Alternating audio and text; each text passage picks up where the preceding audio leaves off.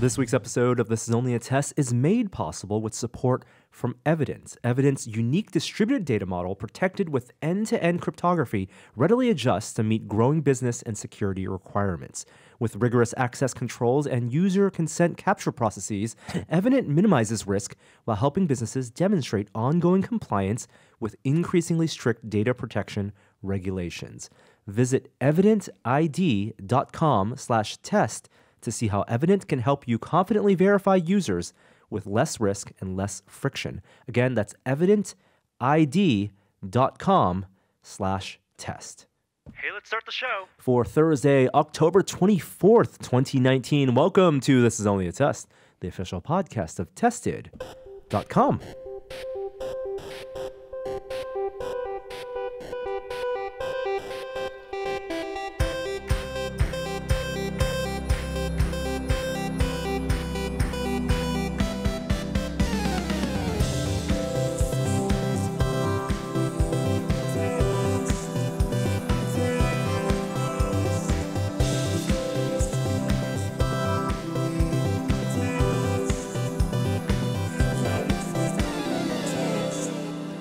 Hello and welcome to this penultimate episode before Halloween 2019. That's Is that true. Right? That's right. That's true. We're 1 week off from Halloween. I'm Norm. Welcome for joining us. Welcome to the podcast, and thanks for joining us. I'm also joined here by Jeremy Williams Hi, Norman Jan. and Kishore Hari.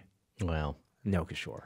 Kishore let us know this morning that he had a bit of a fever. Oh, no. So we wish him well. Oh, he's probably working on cosplay. He just couldn't make the time. It's possible he's just a big baby.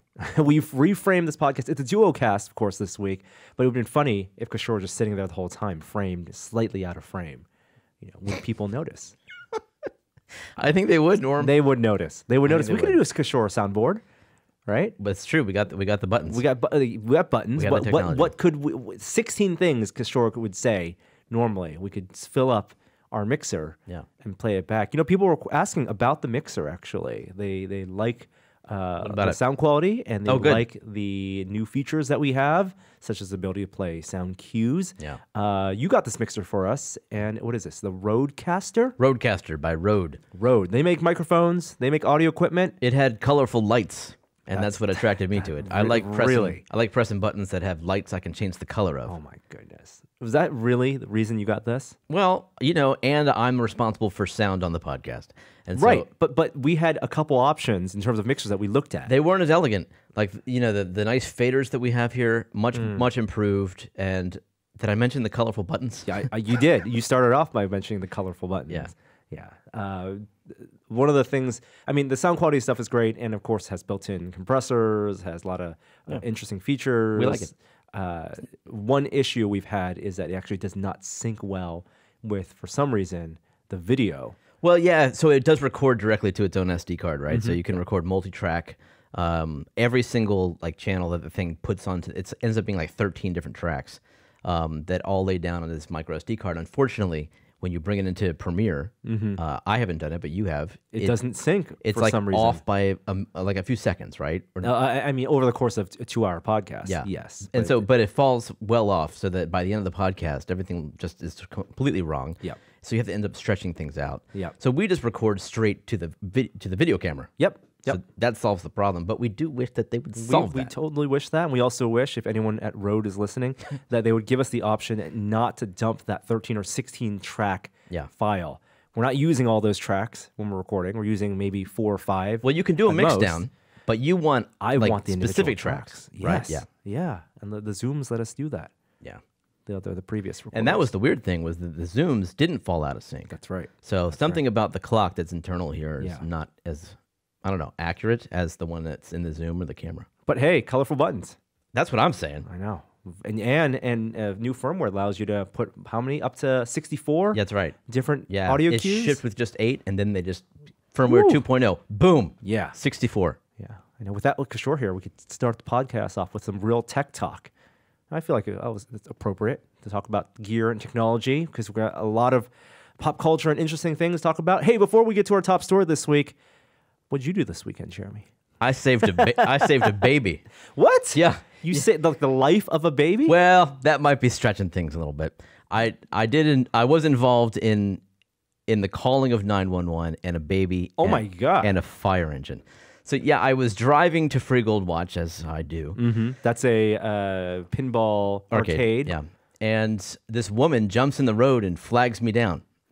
And I pull over and I roll Okay. my window down and say, "What's going on?" And she's Hispanic and she speaks English well, but she hands me the phone because she wants me to talk to the 911 person because I feel like she just can't deal with that like second language, Okay. language barrier Sure. right now for obvious reasons. In a She moment of says, panic. "My daughter's in the car and she just ate my medicine." Whoa, whoa. Yeah. So Ah. I get on the phone and I tell them the address and I describe the state of the child. Okay. And I mean, the response time, I know that response time, usually if the news about response time is bad, Yeah. response time in this city, in my experience in San Francisco, is exceptional.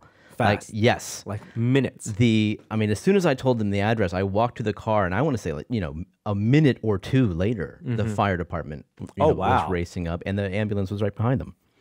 Wow. The child was not changing color. The child was breathing. The child was. Okay. I think the child's going to be okay. That's great. Wow. Superhero. Oh, Real heroes I don't did wear nothing. capes. I did nothing. All I did was allow her to attend to her child. Yeah, but it was exciting. That's thrilling. That was did an they give you exciting that little boost of adrenaline, change your pinball behavior later that afternoon when you arrived at Free Gold Watch? Yeah. Were you running yeah. on a high? It did, but I also by that Playing on point tilt? had stopped to get a coffee. And let me tell you about this coffee. That's right. I forgot about this. Wow. What a segue, Jeremy. Holy smokes. So we have a coffee. point. We have a coffee place near Tested called Stanza. Yeah. And you've always talked it up, and I found it to be okay. But if you're watching the video, you can see the convenient. size of their coffee. It's small, and this is the only size that they offer. Oddly, Like for a latte or a macchiato. yeah. And this other one, it's in the Haight. It has a larger cup, so that I was taken aback by Wait, that. with the other one, you mean like the same It is coffee company? It's a Stanza as well. Okay. And so that took me back because I'm thinking, well, usually chains, have Maybe it's a consistency. franchisee model. Maybe it's like Subway or McDonald's, only at participating locations. And then I know a bigger size. I don't think that. Then I noticed that the menu's different, and they offer something I'd never heard of before, and I took a leap, and it's called honey latte. What is a honey latte? I said to the barista, "Is a honey latte what I think it is?" He says, "Yeah, it's just a latte flavored with honey, Like real honey, real honey." as opposed to As opposed, well, lattes vanilla aren't usually syrup. sweetened. You're right, unless you get something Yes, at Starbucks. exactly. Your sugar coffee. Yeah, Starbucks has a hard time not sweetening things. So I tried it with oat milk, by the way, which is my new jam. I'm telling you, oat milk is the future Let's get more of San Francisco here. dairy substitutes. All It's right. fantastic. You self-park with your electric car outside your blocks away from your pinball arcade. That's right. In the Haight That's Ashford right. in San Francisco. Having saved walked a in, child. Having saved a child. And I'm telling you, this coffee, Norman Chan, this was a where have you been my whole life kind of experience. I mean, wow. This coffee is delicious. Was it the oat milk or was it the honey? It was both combined with the Stanza quality beans, whatever they're doing. Yes, sure. And it And was, the larger size. it was just like every sip. Sometimes the first sip of coffee is the winner. Yes. And then everything else is just kind of gravy. It's like every sip was delicious. You're still thinking about it days later. Man. 3 days later, it's still lingering. So I went to our Stanza. Okay. They don't even have oat milk on the menu. Oh. Different size cup, smaller size. And they don't even like I said, "Can I have a honey latte?" And he looked at me as one should, which is like, what? You're crazy. What is that? Parallel universe, Jeremy. We got microclimates in San Francisco. Exactly. You also have like little micro coffee spots. Yeah. So that was unfortunate, but I'm getting it down. All right. Okay. My fake Wow. honey latte. Wow. I don't even remember what I did this weekend. Well, you posted a question about a PC yes, build. Yes. I've been thinking about this for quite a bit for a while. It's getting toward the end of the year. It's insane. We are 1 week away from Halloween, and we'll kind of talk about Halloween in just a moment. But I've been working on a PC. Actually, the PC I have at home, which is where I do most of my gaming as well as video editing, is a PC I built 4 years ago now, I want to say. And there's even a video on Tested from me building this PC. And there's been no substantial upgrades. No substantial. A video card is the only thing that has Okay. been upgraded since. Okay. When I built it, I believe I had a Titan the first Titan, and Wow. then I went over to a 1080, and now I have a 2080. So graphics card, definitely the thing that. But You have a 2080 right now? Yes, I have a 2080 right Is that a recent upgrade? yes, Okay. it's a recent upgrade. But I've wanted to upgrade the CPU. Actually, I've been very happy with the CPU because I got a prosumer, like a server size CPU, Haswell E. It was like many more cores than you get on like the i7s. Oh, okay. I believe it was 6 cores at the time. Mm-hmm. And I've been very happy with it, but I think it's time for an upgrade. What do you do on this system?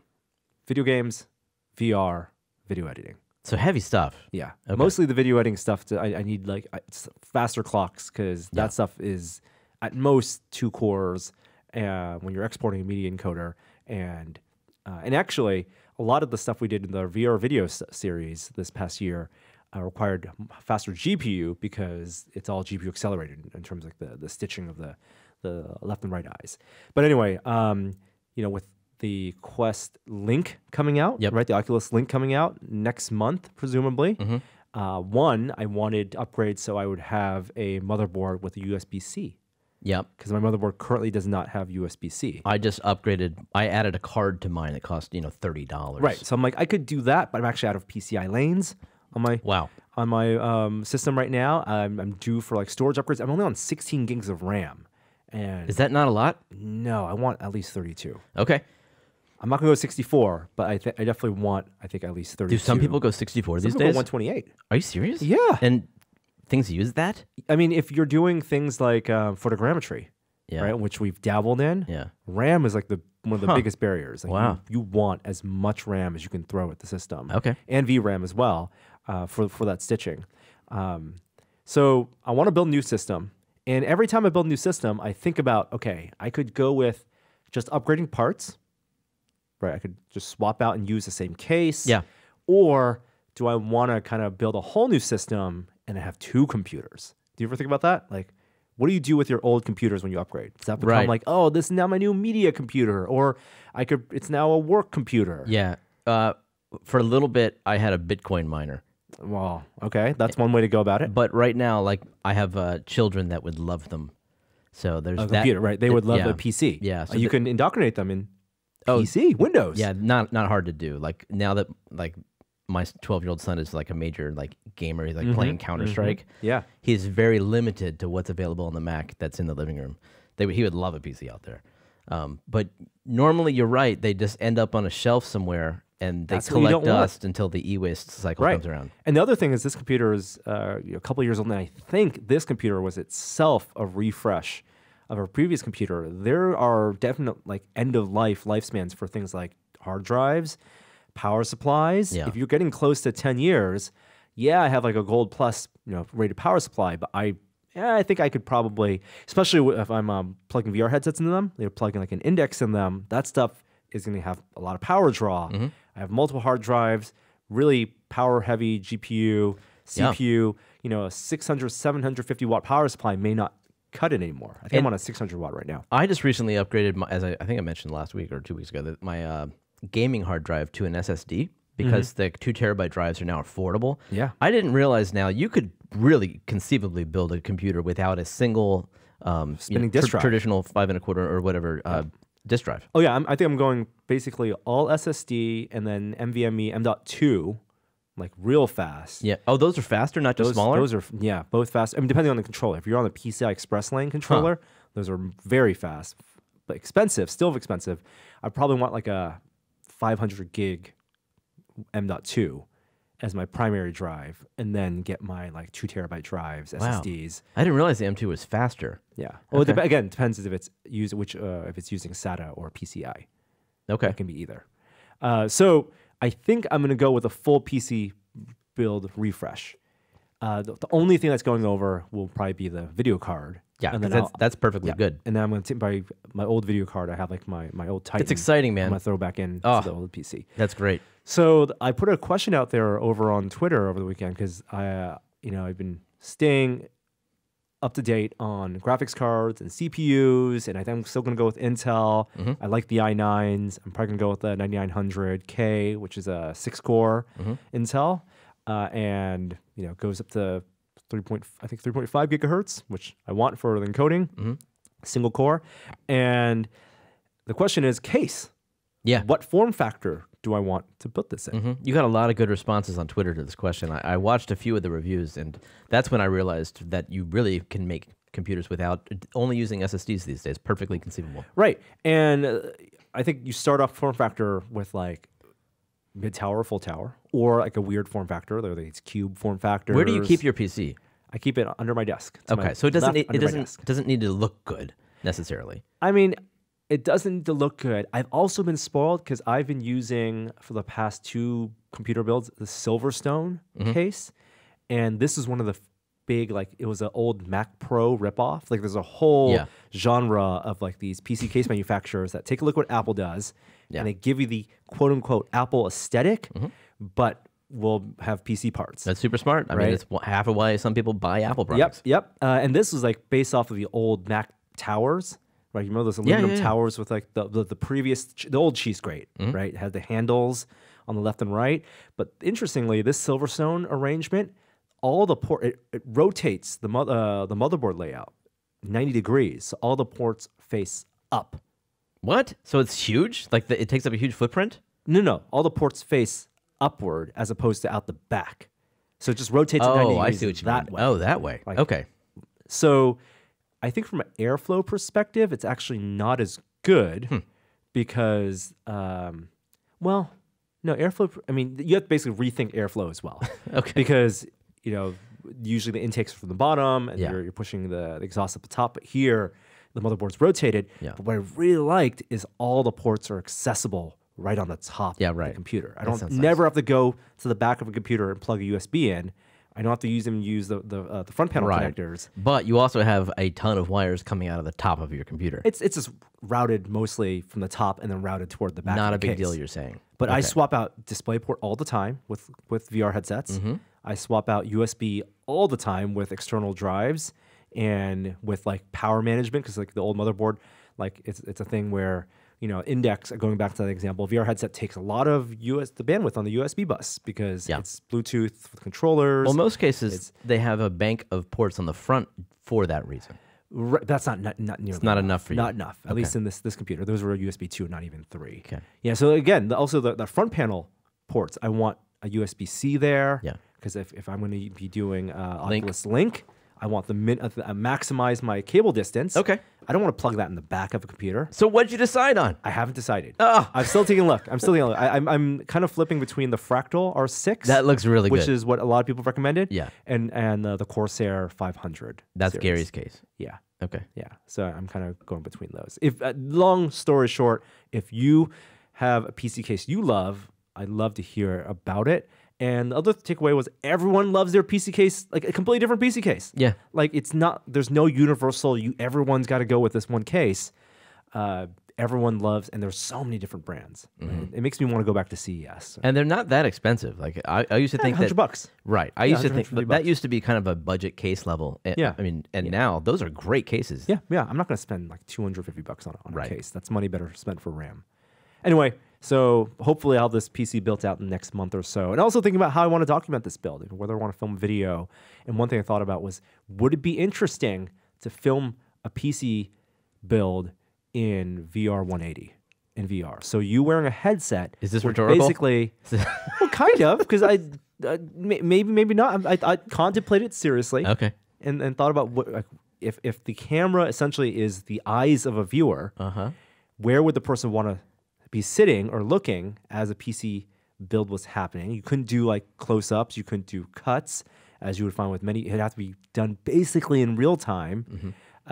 But would it be interesting for people to watch the cavity of a case be filled out and all the ports and how everything's wired In virtual reality. well in a headset? It's just, Yeah. would that be interesting? I don't we have think the so. tech. You don't think so? I do not think so, Norm. All right. I think it is rhetorical because we all know the answer. Well, maybe the people out there think differently.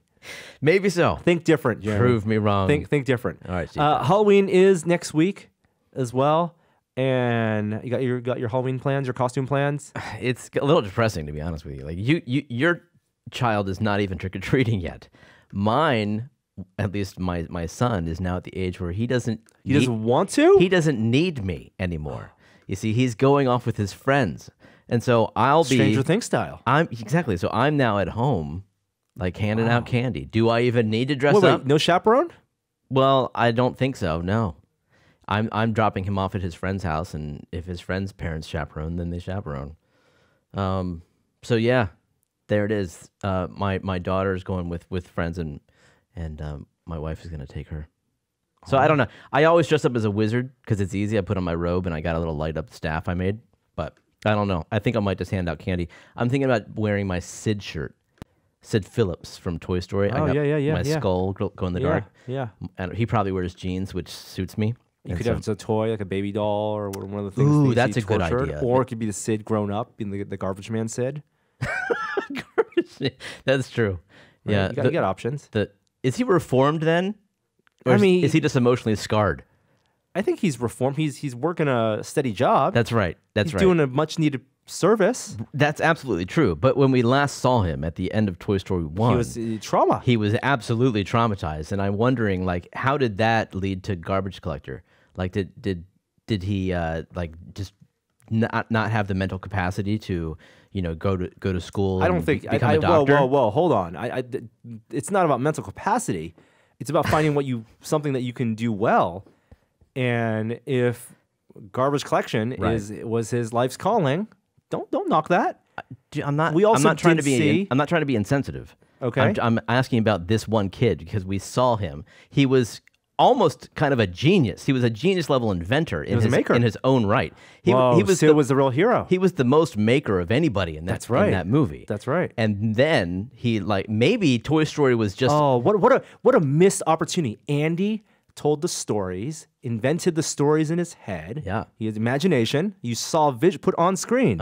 Andy's imagination. Yeah. Sid was the craftsperson putting the pieces together. That's right. Why could they not become friends and team up? It's like Lego movie. Like Lego movie. Misunderstood. Yeah. So Wow. I wonder what happened because I wanted him to become a professor or something like that, or like some sort of inventor. Yeah. That's an opportunity.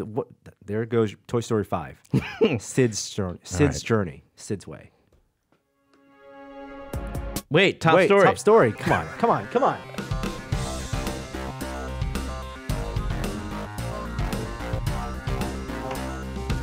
Top story this week. You knew it was coming.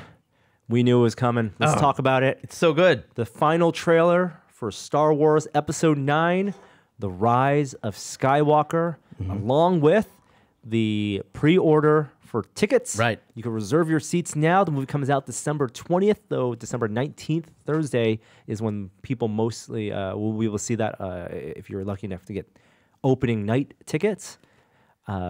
Let's talk about the trailer first. So I'm a Star Wars fan, but apparently I'm not a super fan because I didn't know what time this trailer was going to launch, nor what time the tickets went on sale. So when did that happen? 2 nights ago. Yeah. So But what time- Monday night, it was about, I want to say like 7 p.m. The trailer debuted Oh, it was late. on ESPN. Or maybe, no, it was probably earlier than that. Was it yesterday? It couldn't have been yesterday. Oh my God, I'm getting all my days mixed up. I don't know. It was not yesterday. It was 2 days It was ago. 2 days ago, but I want No. right? Or was no, it yesterday? I think it might have been yesterday. No, it was yesterday. Oh, wow. Which was Tuesday. Tuesday. It was we should Tuesday say. night. It was, I think what happened. Am I wrong You know about what? this? Let's skip this whole part of the discussion Yeah, because yeah. This is dad brain. This is everyone listening everyone knows the answer They to know. this. I just thought the there'd be a point quick was one. Disney owns ABC, and ABC had Yeah. a big thing where they revealed the trailer on TV, on broadcast television, Yeah. to get the word out. There were teases earlier in that day, Mm-hmm. and sometime in the evening, and then of course all the websites, Fandango, AMC, they all were under heavy load. You would think that the engineers over the sites would be prepared for this type of onslaught, given that they had Avengers Endgame come out this year, right? Yeah. Why? but- What were the problems? I mean, people couldn't get tickets. Really? Yeah. Wow. They had the queues were airing out and network connectivity issues. I think, but still, after when it was all said and done and people had reserved their tickets, the reports are that at least according to Adams, one of the sites that you can book the tickets, the Episode 9 pre-sales are outpacing Endgame by 2x. So high enthusiasm Holy early cannoli. on. Now, hold on, Jeremy. Hit pause there. Hit pause. We're not going to go through a scene-by-scene breakdown. And yet I should pause it. And you should pause it because Okay. I'm warning people out there from Oh, watching the video. no. Some people are maybe spoiler averse. You know what? Jeremy's Spoilers- going to play the trailer. Trailer's a free game. We're not talking about the movie here. I'm just trying to be considerate for people. well, out there. those people have to look out for themselves. They can minimize the window. They're grown-up Keep the audio adults. playing. Minimize the window. The trailer will be playing. It's not like they're watching the Tested podcast on YouTube and they're saying, "Oh, they're showing the trailer, and I have to keep watching." Like that, that's not going to happen. Now, here's the other thing. I'm not going to look at this. I've only seen the trailer once. I actually had a debate in my household about whether we should watch the trailer because Really? I had said even on this podcast I didn't need to see any more footage. Who was involved in this debate? Me, myself, and I, and our dog and Ripley. Ripley, should I watch the trailer? What do you think? Give me my frisbee. Yeah. The last footage that came out, which was from D23, the one that ended with surprise Ray, was all I needed. Right. You had glimpses. Dude, I'm fine with no trailers.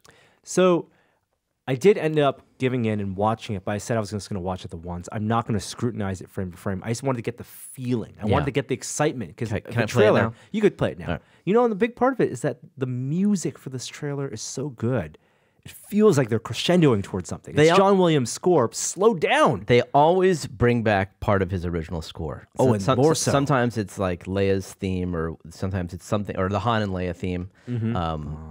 Sometimes it's something else. This was Star Wars. Oh yeah, and drawn out. Yeah. Bum Yeah. bum bum Yeah. bum Yeah. bum. And I think at that point in the movie, it's right after 3PO says, Oh yeah. He says a line. He says a line. He says a line and it gets you. and up until that movie, Norman, The it didn't line, have yeah, its the claws scene. in me. Oh, This oh. trailer was full of, like, I was just seeing character after character that I don't care about. Wow. Hey, Kylo. yes, Rey, anyone from Finn, from the new Poe. stuff. Like, honestly, like most people, with the exception of Rey, because I do think that she's like doing a great job. Most of the new Doing a great job. characters, Wow, with shade. no, honestly, like I feel good about Daisy Ridley and how she's cast and the her portrayal. But the of other this character, characters, every every other other, for you. well, almost every other new character. BB-8. No, Okay. no, I don't even know the names of half of these people. Like the people from the last movie that. The woman who almost died, right, in the wreck, or did she and then Poe saved her? Somebody saved Oh my! her. Oh, you need to rewatch Last Jedi. That's arguable. And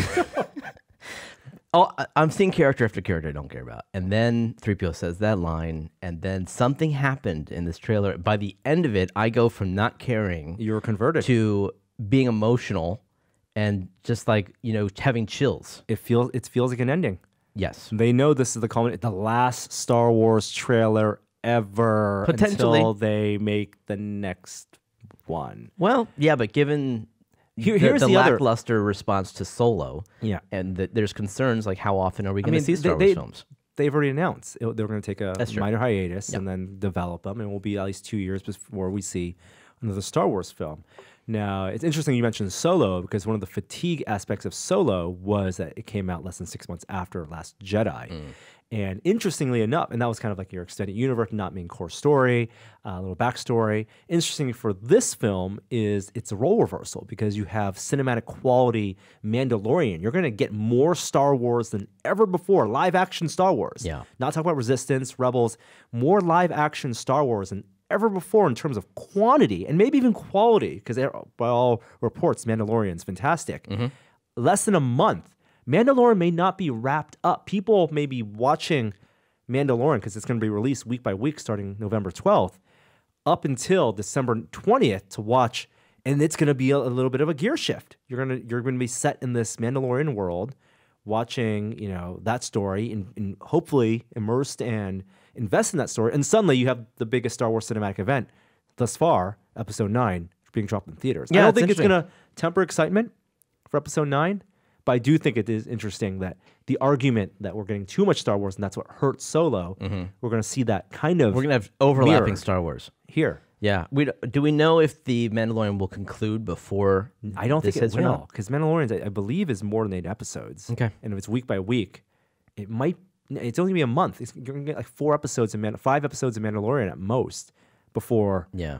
Rise of Skywalker comes out. What we won't have, or what we have no indication of so far, are more movies in the episode trilogy. Well, that's not gonna happen. Series. This Yeah. is everything going forward. Presumably, will be its own standalone new So trilogy. this is the final.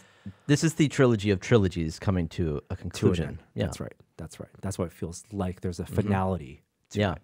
Yeah. I'm trying to avoid looking at the screen, but from the imagery that I remember. You would see Tested's internet in full effect. Yeah. Oh, yeah. Low bit rate. That's exactly how I want to experience Star Wars. Low bit rate encodes on YouTube.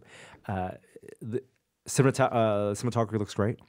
Yeah. There are some shots that stuck out at me, like they're clearly on the throne room of the Death Star 2.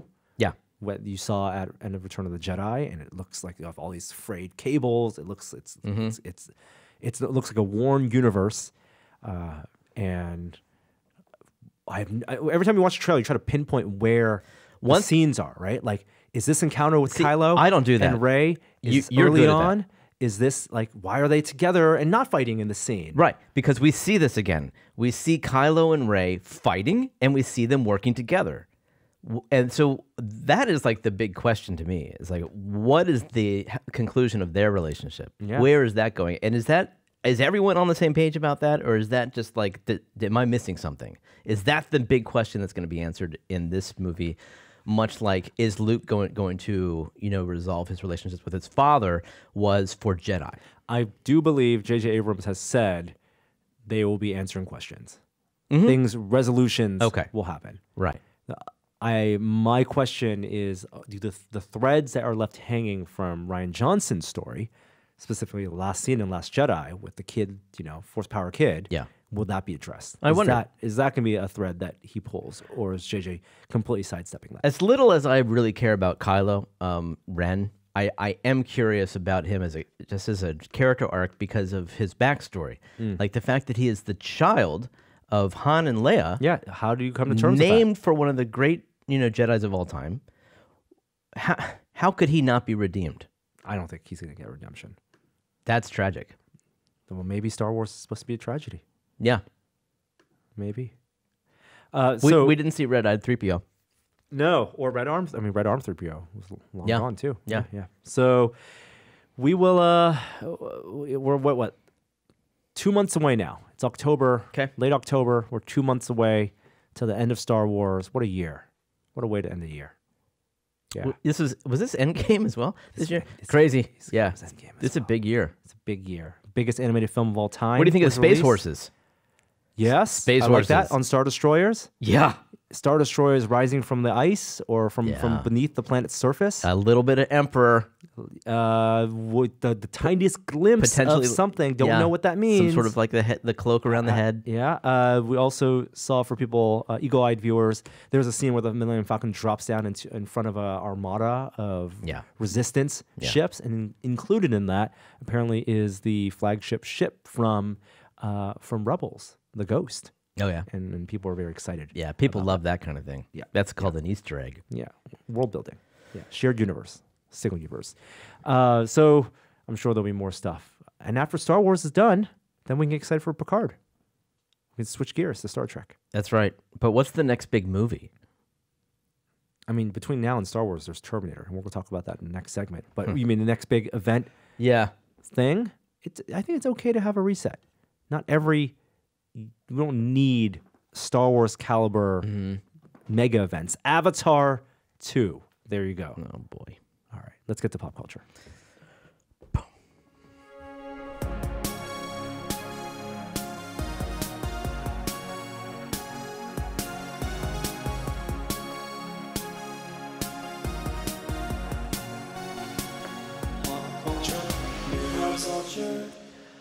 So, actually, before we get to pop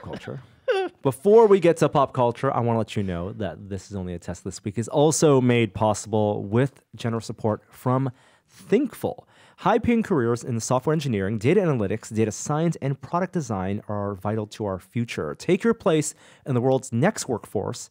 You'll need the right skills. You need an education that leads to a career. You need Thinkful. Thinkful is a better way to learn. All of their courses are taken completely online with full-time and flex study options, so you can commit 100% or just keep working. Thinkful also offers an unmatched level of one-to-one support and one-on-one support. And on day one, you're paired with a personal mentor who is always on hand, as well as an expert career advisor who can help put together the perfect resume and organize mock interviews to ensure you're hired within 6 months of completing the course. The best part, if they don't help you get a job within 6 months, your tuition is fully reimbursed. No wonder Thinkful graduates have gone to work for companies like Google, Amazon, IBM, and Boeing. It's time to take your place in the world's next workforce with Thinkful. Go to thinkful.com/onlyattest to start building the future you want. Again, that's thinkful.com/onlyattest. And thank them for making this episode possible. I don't have the mini transitions in the soundboard.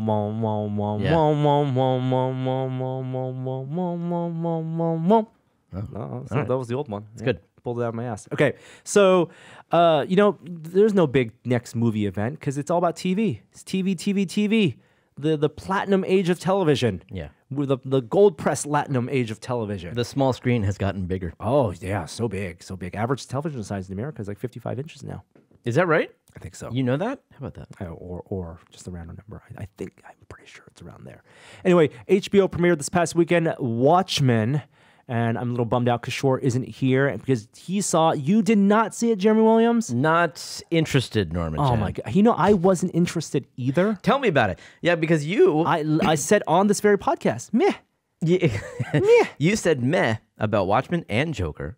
And I'm starting to think maybe I might be wrong. Maybe your instincts are up for recalibration. Well, they definitely are for Watchmen because I've now seen this pilot 3 times and every time I'm seeing something new. Wait a minute. You watched the show 3 times. This opening episode. How long is it? It's an hour long. Holy cannoli. Yeah. Wow. Yeah. It came out on Sunday. And you won't watch the Star Wars trailer more than once? No, because that's building I'll watch Star Wars, the movie, more than once. I have tickets for 2 showings. That's right. But Watchmen, the first episode, I needed to process it and digest it. So this, of course, is Damon Lindelof's written show for HBO, a sequel to the comic book series Watchmen. A sequel. It is a follow-up set in 2019. So the original Watchmen was set in the 80s, an alternate universe in which there are superheroes post-Vietnam, in which basically it's a fascist America. Nixon is still president in America in the original Watchmen, and there is a superhero team, the Minutemen, which became the Watchmen, and there's a conspiracy that's unraveled throughout the 12 issues.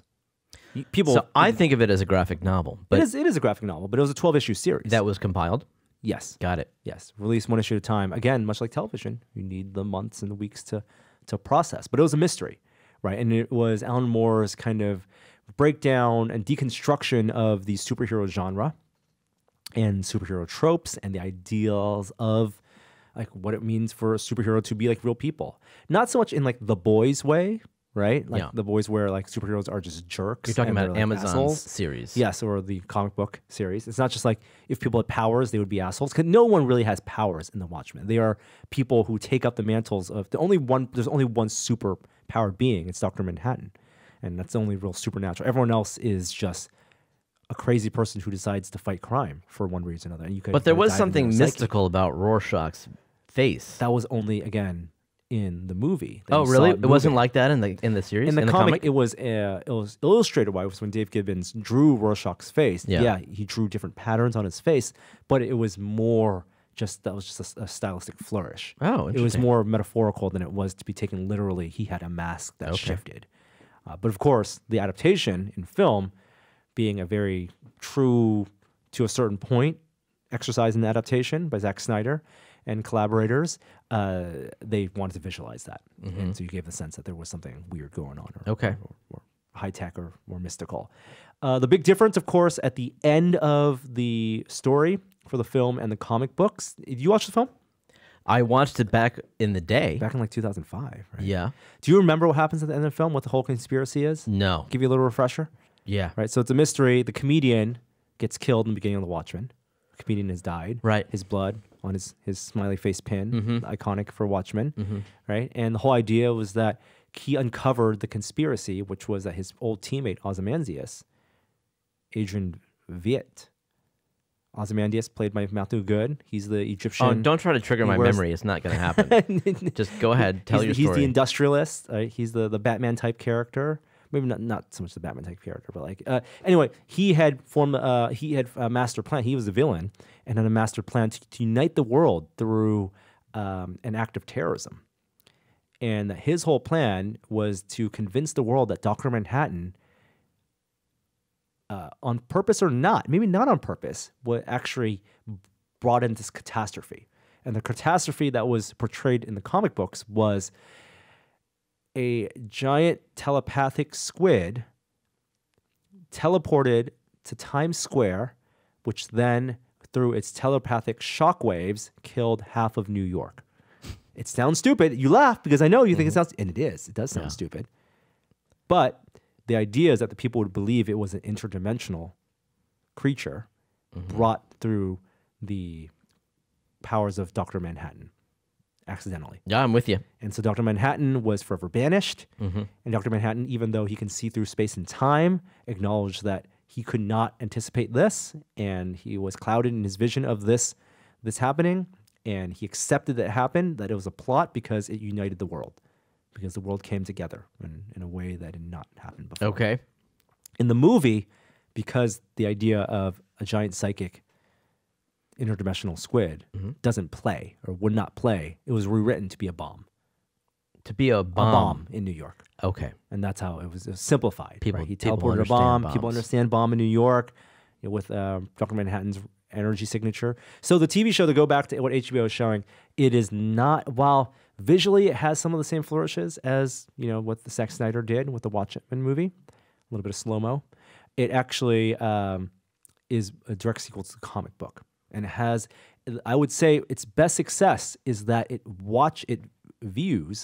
plays very much like how I read the comic book. Okay, that's a high compliment. Yes, in that it's very dense. Not everything is spelled out initially. It is this alternate universe that is very subversive, that puts a lot of things that we understand about power dynamics, race relations on its head. There's a lot of history that's in it, tapped into real history. Is Nixon in it? Nixon is not in. The president is Robert Redford. What, you mean like Robert Redford plays the president? No. Robert Redford, the actor, is not in the movie. He's retired. His last movie was Avengers Endgame. Okay. The Old Man and the Gun. So someone else is playing Robert Redford, No. or he's just referred to? He's just referred to. You see a Okay. picture of him. Nixon was president for 30 years. Then Oh. Ford, then Robert Redford. It was the bounce back Dude, from Nixon to Redford. I would love Robert Redford as a president. That's what you think. Yeah. But it's a different type of America. Oh, no. Robert Redford's enforced all electric cars. Cars, gas-powered cars are gone. Robert Redford had enacted reparations Wow. for minority groups suffering racism Great. and violence, institutional racism, but it's still a cause of conflict. In that world, in the world of the Watchmen, I believe it is. it is. It would be, right? Yeah. There's they call them Redfordations as their Obamacare style. Very nice. Slang for it. And then in that world, there's roles reversed. The white supremacist group takes up the mantle of Rorschach. Oh God. I mean, Rorschach was a fascist. He was a Really? Yeah. you Okay. never read the comic. I'll take your word on that. Here. I'm trying to sell Jeremy on the idea of the show. You are? I am. Have you started yet? Let me tell you the one thing. The music for the show Okay. is incredible. Music. It is Okay. Trent Reznor Okay. Like yeah. and Atticus Ross, Yep. who did the music, collaborated on Social Network and other things going forward. And they do the score The for original the show. Quake soundtrack. Yes. Yep. And it is so good. Okay. It's going to be released on vinyl. But if you watch it just for the soundtrack, it's worth it. Okay. All right. Fine. It's really good. I really like the Asgard's Wrath soundtrack, by the way. Oh, Okay. I've been yeah. There was enjoying- a behind the scenes video where they showed the That's right. orchestra Yeah, yeah. playing the music. Yeah. How far are you in that game? Third character. Ooh. Okay. All right. We'll get to that in the VR minute. Speaking of HBO, and we're going to talk more about Watchmen going forward. I feel like it's such a good show. It's like HBO has His Dark Materials coming out. There's Westworld season 2. Oh, it's a good time for television. But HBO, it's not HBO. It's not television. It's HBO Max. That's This still crazy. confuses me. This is the upcoming new subscription service Mm-hmm. separate from HBO. We'll have some shared content with HBO, but also exclusives and new shows that will be exclusive to its own service, HBO Max, including now the library signed this week, the complete Studio Ghibli library. Because they already have HBO Go, right? Or whatever. No. See, that was its own confusion. HBO Go and HBO Now, Yeah. and HBO are exactly the same content. HBO Go was for people who had bought HBO through their cable provider. This is all legal. The reason all this complication exists because of existing contracts, Right. because of bureaucracy in how the relationships were formed. HBO was a value add as an add-on channel for cable, and so you couldn't. There was no way to subscribe to it by itself. Right. But people wanted to watch it on their phones and their televisions. Right, And so but- HBO Go was created as a way to watch that using your cable. But if you were a subscriber cable line. cutter, you could get HBO now. What was exact same content, Right. almost the exact same app, but you had two separate apps. I don't know why it was different. You just explained why. Existing contracts. But why couldn't you just log in? It's dumb. It's dumb. So, but now there's HBO Max. Which is a whole different. So if I want all the HBO, I need Now and Max. You need Go and Max or Now and Max, unless they somehow announce that HBO Now will be like a subset of Max. But I don't think so. I think because of the way HBO is going to work on television and the way they have the on-demand relationships, the All right. streaming rights, So if I want the Studio Ghibli stuff, you got to subscribe to HBO Max. only on Max. Only on Max. Crazy. And previously not available for streaming. All right. In the United States. It's the whole catalog. Complete library of films is what they say. I have the DVD, the Blu-ray set, so I won't be doing this. 21 films. I think there are some films. 21. Wow, that that's they- not all in my Blu-ray Yeah, set. there you go. Wow. Yeah. I mean, it's not Miyazaki. It's not all Miyazaki, Okay. right? He directed a bunch of them, but there's still some other stuff that Ghibli as a studio. That's probably what I have. Is just Pushed out. Miyazaki stuff. Yeah. So that's going to come next year. Hey, speaking of streaming stuff, remember how we were so excited that we got in on the Disney Plus deal? Yes. You got in on it. I got in on it. It was like basically, what was the pitch? You go early and you get 3 years for the price of 2, essentially. Okay, Right. yeah. $140 or something for 3 years. I was bit like, oh, what a steal. Turns out completely unnecessary if you're a Verizon subscriber. Well, I'm not. If you're a Verizon, you have a Fios or unlimited data on your mobile plan, free year of Disney Plus for you. Free year. Free year of Disney Plus. Are you a Verizon? Yes. What? I can't stack it. So what does this mean? It means that Can your 3 years start at the end of your free year? no. Thanks, Jeremy. That's the appropriate response. Don't I feel dumb? No refunds. Sorry. Wow. You Yeah. kind of wish they'd announced this sooner. No, yes. How about that? Yeah. All right. So you can go to a special website to sign up. I believe it is, if I have a link, you could just Google it. You can Google it. Yeah. Ugh. But there's, money hands were exchanged. Money exchanged hands. It's funny though because I think of Apple as needing to give away this service because it's so limited. I don't think of Disney as being in that predicament. Like of all the new services, it is the clear front runner in terms of amount of content. I take this back. He's taken something back. I take ladies and something gentlemen. back. This is breaking news. Yes. I've read beyond the break. Customers who have pre-ordered Disney Plus are eligible for the promo, receiving extension to the current subscription. Extension. There you go. Verizon.com/Disney Plus is where you can redeem it. So look at you. You have the best of both worlds. I got 4 years for the price of 2. Wow. Now I am a loser. Once again. I can play that laugh back. Heck yeah. I'm happy for you, Norm. Thank you.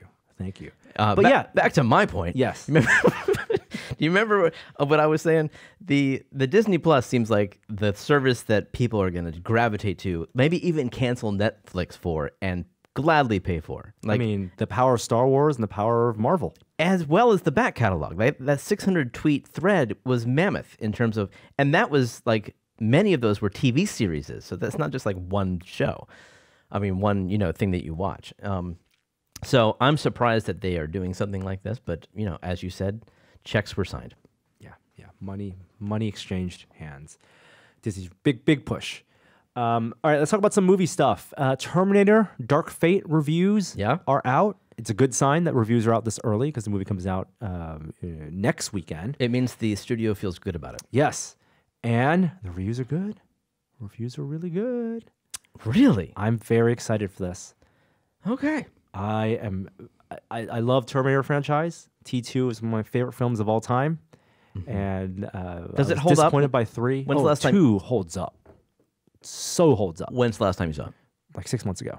Oh, really? Yeah. Hold up. There was a 4K re-release last year, and they did a lot of CG fixing of the stunt double work. Wow. And some of the effects, they did like a Blade Runner polish when they redid Blade Runner, and they did some superimposing the faces. It's not as egregious as like special edition Star Wars, but T2 100% holds up. The special effects hold up, the action, the pacing. James Cameron knows how to tell a fun science fiction story. Okay. I wish he would freaking update The Abyss to HD, let alone 4K. Yeah, I don't know if he'll ever do What's that. going on with that, man? You can only get it in standard def. Yeah.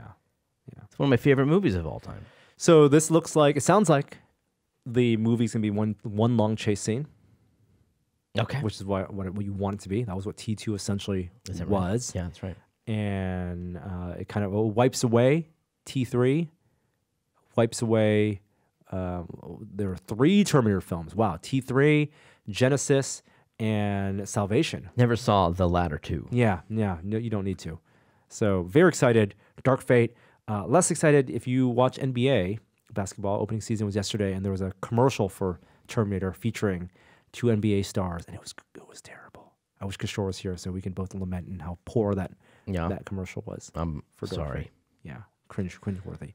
But interestingly, James Cameron, who did not direct this, he only produced it and kind of helped with the story, is on the promotional tour for Terminator Dark Fate. Because people want to talk to him and put him on camera. Totally, right? Everyone's not only curious about his take on Terminator, but also his take on filmmaking and what he's doing with the Avatar films. And remember last week I said we talked in depth about Gemini Man and high frame rate movies. And I said, my wish is that James Cameron, seeing those like underwater effects and how good underwater looks with that extra frame rate, right? That extra temporal resolution of the film, not necessarily pixel resolution, right? You're just getting more information. Your brain combines together to make it look sharper and clearer. Like maybe James Cameron was going to adopt high frame rate for the next Avatar films. It's not going to be the case. He was asked this directly at one of the press events. And he responded intelligently. And he gave a very, very educated, even though he had admitted he had not seen Gemini Man yet. No, but he's seen high frame rate before. He has seen high frame rate. And he wants to see Gemini Man. He wasn't trying to diss the film. Totally. But he knows he and Ang Lee think differently on this. But he doesn't think that high frame rate, this is 120 frames a second or 60 in probably more theaters, is not necessary for the entire duration. General storytelling. He thinks of it as a tool you can use to mitigate, to fix 3D effects with various camera movements. Yes. So if you're panning across the scene, the fluttering, the stuttering, the stuttering of the frames as they come in 3D is much more disorienting. Yes. So he says, maybe that's a good use for high frame rate, or not use that type of shot. Well, that would be the old solution. Yes. Right. And which he employs. And the wording was a little it was a little bit ambiguous, the wording, because I took it to mean optimistically that he was maybe going to employ high frame rate in select scenes. That is what I took from it. He's not. But it doesn't sound like that. I think it sounds more like he's not going to use high frame rate. He's just going to be more judicious in the type of cinematography to not fall into the traps of 3D. Him being not only a pioneer in the modern use of 3D, but also having a lot of experience in the execution, the filming of those scenes. I think I mentioned this last week. What's most ironic about this whole situation with Gemini Man for me is that Ang Lee did Life of Pi, which I think is better than Avatar in terms of 3D effects and thoughtfulness of shot composition, right? In depth as well as framing. Yeah, and so I was let down by Gemini Man because it felt much more traditional cinematography. But James Cameron made the point that when you shoot high frame rate, you feel like you're on the set with these actors. It's exactly how we felt watching Gemini Man. He's exactly right about Yeah. that. He knows what that And technology he does. talks about when scenes are slow, which you need for dialogue, Yeah. which you need for plot. Yeah. It does not feel like a cinematic experience Right. because you feel like you're watching people read lines. Yeah, exactly. And he said something about like the otherworldliness of traditional filmmaking lends itself to storytelling, which he's exactly right. And I'm so glad that he knows that. He gets it. Yeah. I still want to see parts of Avatar in high frame rate. I think there are action sequences, underwater sequences that really could benefit with the actual temporal resolution. But would that not take you out if you see that switch? we don't know. Well, Isn't that a big question? We don't know what a film would look like to go from low frame rate to high frame rate between action scenes. We've seen IMAX expand, Dude. The I was going to say framing. in Dark Knight, when you went from IMAX to whatever it was, 35 millimeter, you absolutely noticed the differences. Just because you notice it doesn't mean that you can't enjoy it. Well, it takes me out of the... Because I'm like, oh, this is an IMAX shot. I'm going to enjoy this. Yeah, this is and then you're back to the regular story. destroys suspension of disbelief. Like it just takes me out of the movie experience and it back into my movie seat. And I'd rather stay in the film. I want to do whatever best services what's on screen. Mm-hmm. And if the action, if the CG, if the scope and of the story's telling, if he can do an extended 10-minute action sequence, Yeah. just in high frame rate, just like if thinking about Gemini Man, I would rewatch Gemini Man just for those fight wonder, scenes. Maybe there's 'Cause they're something so good. Maybe there's a knob you could adjust so that it like ramps up into high frame rate. Oh, variable frame rate. Exactly. Yeah, like they do that. Like Wes Anderson had a camera tool developed so he could do that with the speed of the basically turning on slow motion. Yeah. So it wasn't a binary effect. It wasn't like, okay, let's shoot in 60 frames a second. It was a knob he could turn that would ramp up the speed. So it would gradually enter slow motion. Do you think it would necessarily benefit from being tied to a plot point? Like, for example, someone pops some, pops a pill, Yeah. like some caffeine pills or some, Or like the and Matrix, the bullet time scene, like something like if that were, or the difference. Matrix is a great example. What if the difference between the Matrix portrayed in the real world versus the Matrix portrayed in the Matrix instead of just a green tint, it's a different would frame be rate. a different frame rate? But that's what I'm saying. Would a Yeah. plot, would a plot, or like Ready Player One. That would, exactly, Yeah. right? Would that actually I like accentuate the story because yeah. it gives you the whole different feel? I do like something that. you can't communicate just Yeah. by telling someone. I think that's an interesting idea. That does lend itself more to the storytelling aspect. And in Avatar, there is a natural difference between the Avatar. Especially with World and also the CG. people. What we haven't seen yet is high frame rate CG. Like to see the Ready Player One Oasis in 60 frames a second would have been different than seeing Will Smith. And so I maybe even, since we're suspending our disbelief sort of traditionally with the Oasis, Yeah. since these are CG characters already, Yeah. seeing them in high frame rate maybe doesn't change that. And so it doesn't destroy it. As we're seeing like real people instead of the character that they're portraying. Right. There's this natural. There's Yeah. a line that's drawn. Right. So these are real people. These are CG worlds. Yeah. Your brain can accept that, and you're going to see something different that your brain doesn't completely understand. Yeah, something there, Norm. I think the bigger issue is availability of the technology of the projectors. But that won't be long. Oh, you're saying adoption from the theaters. Exactly. I think the 60 is good enough. Like, I don't know. I don't know if I saw it in 60 or 120. I think it was supposed to be probably 60. saw it in but 60. honestly, like as I said, I don't think I could have told the difference. I mean, I was watching a lot of the slow motion sequence. I was trying to tell, like, is this 120 or 60? Yeah. And I was watching things move, and I could not discern a frame from the last. Like, it was really, really good. You'd have to do an A/B test. Yeah, you would. But I have a feeling that it's minimal, the difference. Yeah. And maybe again, the hope is by the time Avatar 4 and 5 maybe come out, think about this. maybe He probably listens to the podcast, so he'll probably. Well, with the power of Disney can seed in, high frame rate. They can make the push, just like Avatar made the Yes. push for 3D. Yes. And it's a way to get more money, and people get people in seats. Like this could be another push.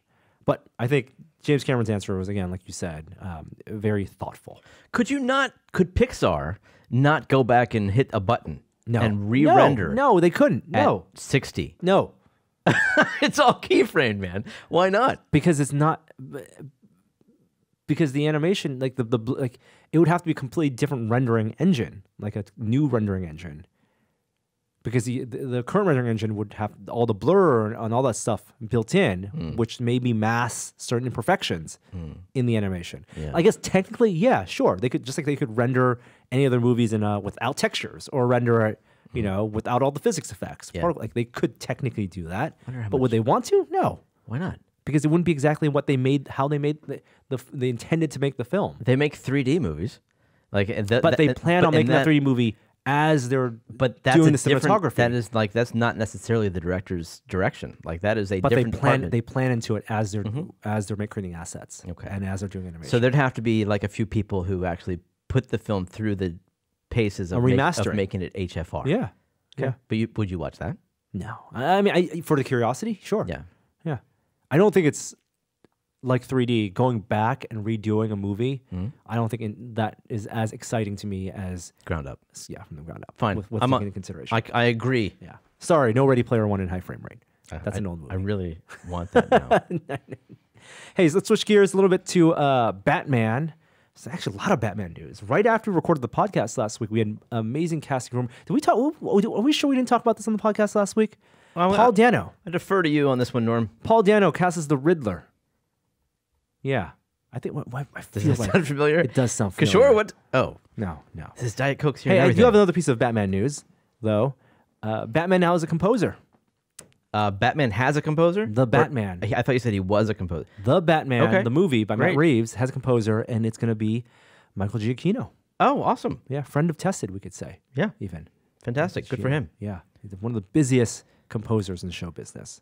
I wish I were a composer. Hilarious dude. Do you really? Yeah. I feel like it's a it must be a stressful job. Well, what's interesting is that the technology has changed so much over the past 20 years. I mean, incredibly.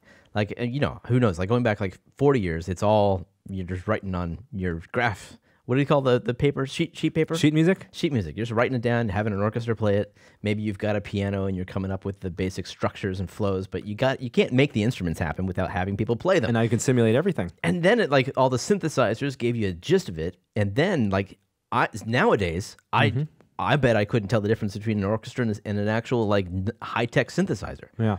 It's incredible, and it must be amazing to be able to prototype your work and then finally have an orchestra play it for real.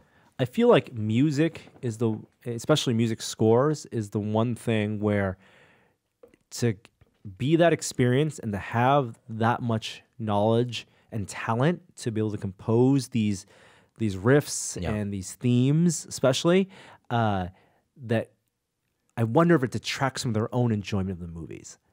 I'm Oh, thinking I about- bet anybody who works on a movie can enjoy Sure, it. but like, Yeah. like this, that's the one aspect, maybe more so than any aspect, where I want the magic to be there. I never want to be able to see past the magic of a score, because the score is so important to. And if I'm deconstructing a score and not hearing the music and just seeing through the matrix, seeing the code, then I feel like that's one part of the movie going experience or the TV viewing experience that I would not want to subject myself to. And all I can do is appreciate talented composers who can create these incredible themes Yeah. in television and for film. I mean, not just all sound, you know, not just soundtracks, but Yeah, sound Foley, design. sound Yes, design, exactly. all that stuff. They say that audio is 70% of what you see. We got some Marvel news. Speaking of sound, Marvel announced that they're going back into the podcasting world. Now, podcasts, loose term for just a way of distributing audio. So they've partnered with Sirius to create a slate of podcasts on Pandora and Sirius for scripted narrative podcasts, much like was done with Wolverine and the Logan story. These are essentially radio plays. And they're doing 10 episode scripted series, 3 of them, starring Hawkeye, Black Widow, and Star-Lord. So much content out there. Yeah. Are you going to get to these? You going to listen to these? I think they're great for travel. That's for sure. That's depending on how long each episode is, I think. And is it done by the same team that did the Logan stuff? I don't know. Was that like a real radio drama Yeah. with sound effects and different voice casts? Wow. Yeah. That's great. So it's exciting if you're a Sirius subscriber. And also in other Marvel news, now that Kevin Feige is going to not only oversee the studios department of Marvel, but also all creative. On the TV side, presumably, as well. TV had previously been run by Jeff Loeb, who the comic writer who did a lot of DC comics, Batman Long Halloween, Hush, and he had run basically all the Marvel TV stuff from Agents of S.H.I.E.L.D. to all the Hulu shows, the Netflix shows even, and he is being phased out of the creative side on TV so that Kevin Feige can come in and have more control. So presumably the TV stuff on the Marvel, and we know that for a fact with the Disney Plus shows, but anywhere we're going to have Marvel characters on the small screen is going to be under the purview of Kevin Feige and hopefully have some type of tie-in. Okay. Well, I hope he finds work elsewhere. Yeah, I'm sure. Go back to writing comic books. I think it won't be a problem. He's very talented. One last bit of little news. Have you been excited for... Did you ever watch Cowboy Bebop? I actually was... music. Yeah, I was turned on to the series because of the soundtrack. I'm into that style of music, and that's all I ever enjoyed from the show. I never actually watched it. Well, Netflix is doing a live action, Cowboy Bebop. They've cast it. John Cho plays the lead, and production is halted because John Cho sustained a serious knee injury. And so they're not going to recast, and so they're halting until he recovers, which could be a 9-month delay. It's a little unfortunate. Wow. Definitely sad that he got injured. How is that possible? Like, it's a circus act to shoot a show. Yeah. Everybody's available in 9 months? I mean, that's amazing. That's the biggest thing. Yeah. Yeah. Maybe he was the most in-demand performer. Don't know, but that sucks. So we'll have to wait a little longer, and maybe they'll have time to rework, do some work on the story, do some work on the music, the effects. And, that's true. And that extra time can never hurt. I think time is a valuable commodity for filmmakers. And that does it for pop culture news. Before we move on to our next segment, I want to let you know that This Is Only a Test is also made possible this week with support from Linksys. Wi-Fi is such an integral part of our daily lives that it's hard to imagine life without it. But can you imagine life with better Wi-Fi? That's what you get with Linksys. Linksys routers are Wi-Fi solutions for home that thrive on entertainment. If you're still renting your equipment from your Wi-Fi provider or haven't purchased a new router within the past 3 years, and you're experiencing issues, then it's time for an update. Linksys solves the biggest Wi-Fi issues such as buffering, dead zones, and connection problems, and it's super easy to set up and easy to control from the Linksys app. You can also easily set up separate guest access and parental controls to manage screen time and filter inappropriate content.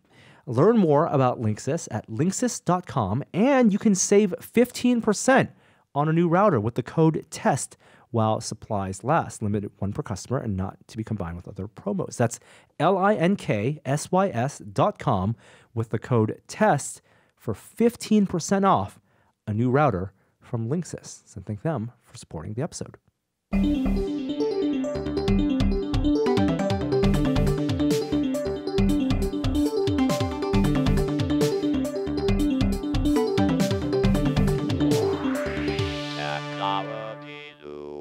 All right. Where should we start with technology? Well, Pixel 4 reviews are out. We don't have one yet, but reviews are good. Okay.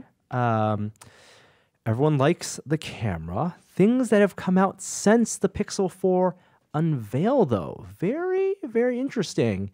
The big news last week, though, is the Face Unlock, which was so fast with Pixel 4 that everyone said that much faster than Face ID. Yeah. Is not quite what was expected because there's something missing. You asked on the podcast, does it do what my phone does? Which is like if attention. Yes. Does it have attention awareness so that if you are looking at the phone, it unlocks or awakens.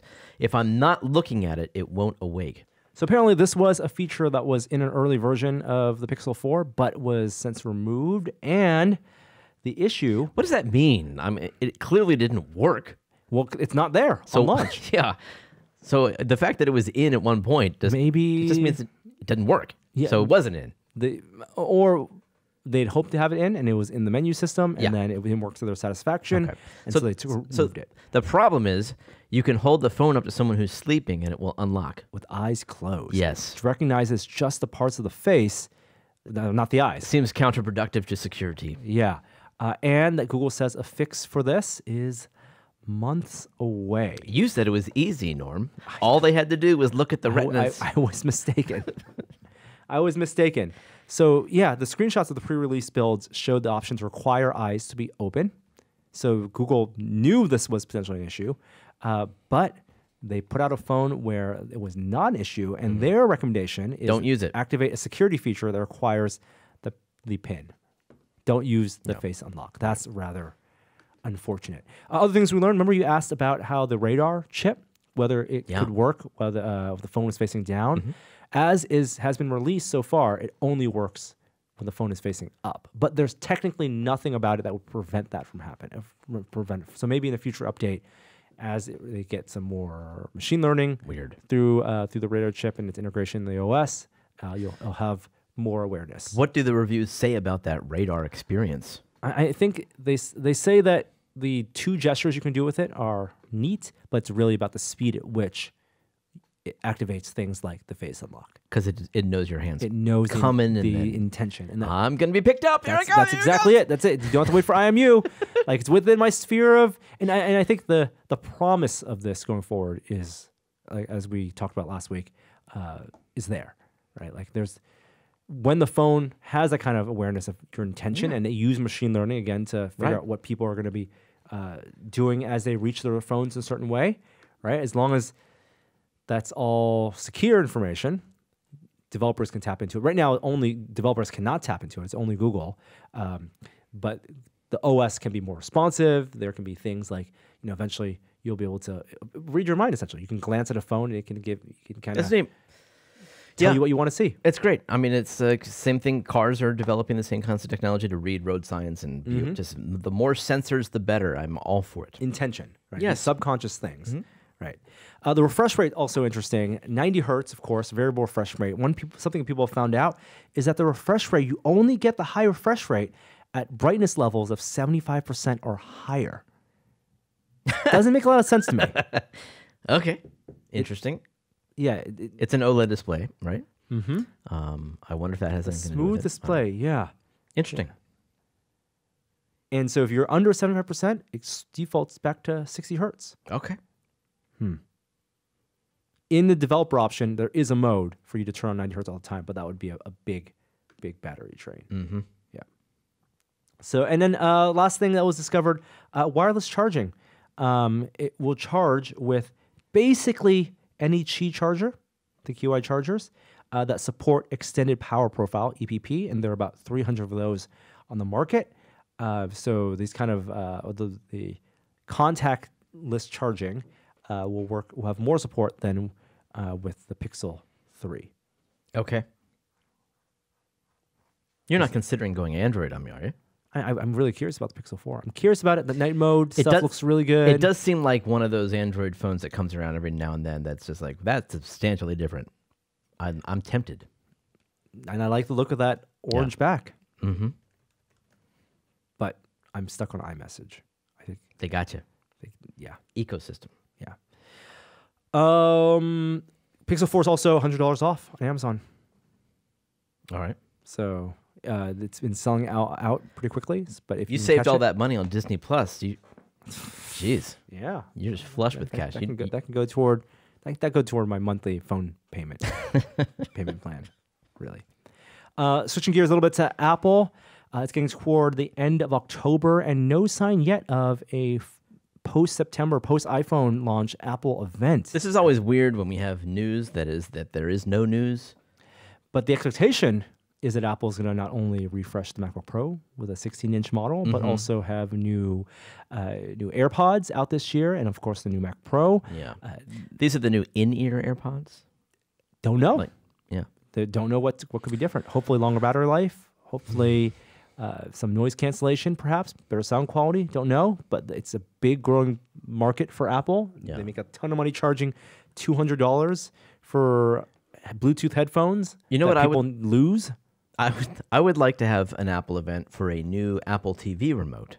And a lot of people complain about the ergonomics of the existing one. I'm actually okay with it. What I want, please, is a sound emitter inside it, so I can ping it Oh, you want to ping? Ah. from my Find My app. So you want the Apple tags. Why on earth did Apple not include a sound chip on their remote? Everyone loses the remote under the couch somewhere. That sounds like a no-brainer. Stupid. There's a microphone on there. Oh, Why not a little tiny speaker? exactly. That's what I want. Tim Cook, if you're listening to the podcast, He probably does. first of all, stop caving to China. Second, let's put a speaker on the Apple Damn. remote. You got political. I'm sorry. Hey, Photoshop's coming to iPad, and that was supposed to be a big thing. Yeah. But Bloomberg reports that Photoshop for iPad, as it comes to launch, it's not going to have as many features as people who are used to Photoshop on desktop and Mac OS are used to, and it may be disappointing to them. I'm of two minds about this. I think this app, the type of functionality that Adobe specifically has put out on some of their image editing software on mobile has been wonderful. And I actually like the fact that they don't just have everything locked into one single app. If you want to edit photos a certain way, whether it's by moving, making memes, doing certain kind of like background adjustments, like Adobe actually has a wide array of different applications on the App Store and Google Play Store that lets you tap into these features. It's very kind of like task specific. Photoshop is a very broad, very powerful image editing tool. And the vast majority of people who use Photoshop on their desktop don't use it to its full capability. And I completely understand if there are artists and professionals who want that functionality on Photoshop on iPad, but I still don't think now is the right time. I think that you're used to cursor support and you're just barely getting cursor support on iPad. That's really just as an accessibility option. The pen support is a completely different interface. It requires a completely rethought interface. Yeah. And Are you not assuming that the interface has been rethought? I completely think that it has been, but I think it's unreasonable to necessarily at this point want the full Photoshop on a mobile tablet experience.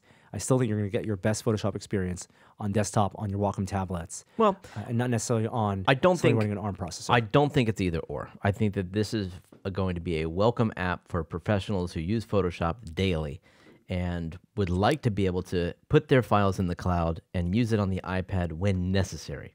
Right. To do touch-ups, to do the things Yeah. that may be best with a pen. And you have to have full feature parity for that to happen. I think you don't have to have full feature parity. You have to have the features that make best use of the interface. But you want to and- be able and to the interaction open models. every PSD. You want that. You want file compatibility. Yeah. You don't need feature parity. File compatibility, I think, is the Okay. way with it. So you want something that can sort of display and support showing you all features, but you won't necessarily be able to manipulate Use them. Yeah, see, Because you that's use just- what's best for Yeah. the tablet. I don't know. I think that's a weird line to walk. And I think that's where some of the frustrations Yeah. may be coming.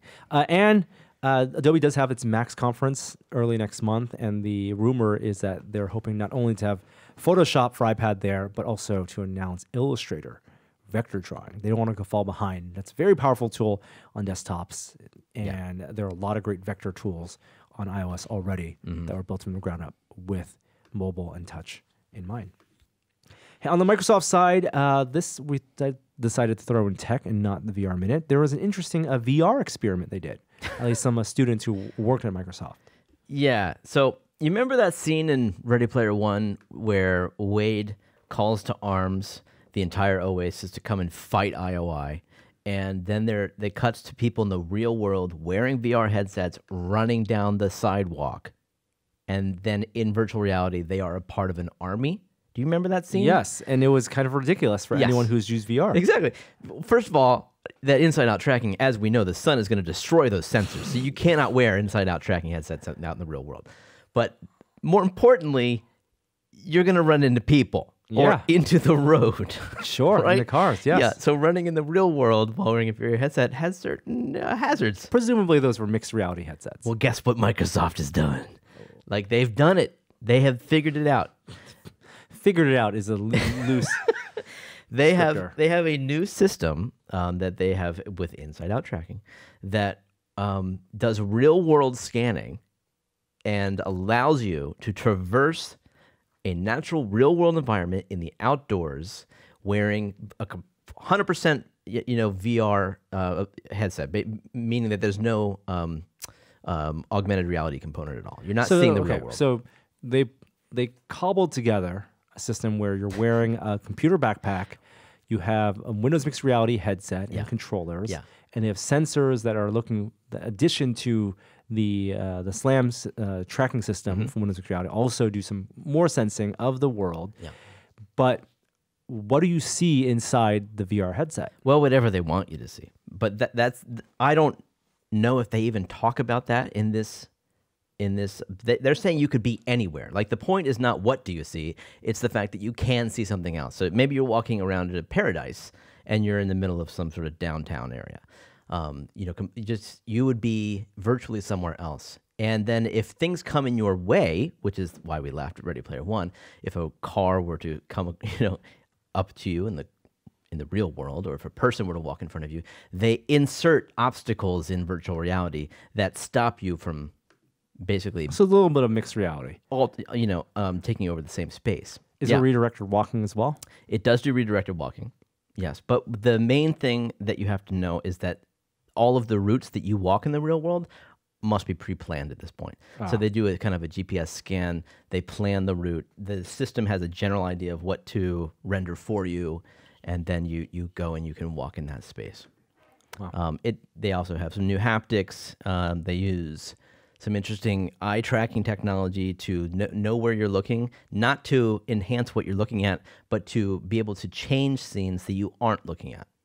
So they take advantage of that. It seems like a lot of different experiments put into one system. Yeah, it's just funny that someone's messing around with altering the real world. I mean, this is the dystopian future of VR that some people have imagined. Like, we are not just going home and then taking and doing VR as we would, like turning on the TV. This is taking it out into the real world where we're no longer interacting with what's around us. I mean, we're on a sidewalk. We're not even convinced that AR, at least in the first couple generations, will be socially acceptable in the real world. AR could be, it'd be in your office, in your home only. At least in AR, you are aware of people socially shunning you. If you have a VR headset on, who knows? Right. You're in paradise. VR in the real world seems, at least in the short term, best situated for people just idly sitting and viewing content, not walking around.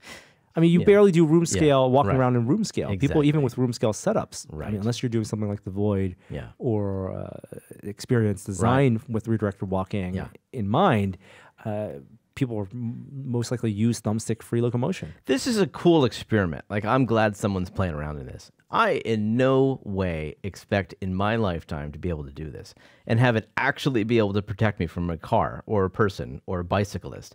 Like, it's just way too advanced. That's just maybe my lack of imagination. Yeah, it's worth exploring. Yeah, from their side.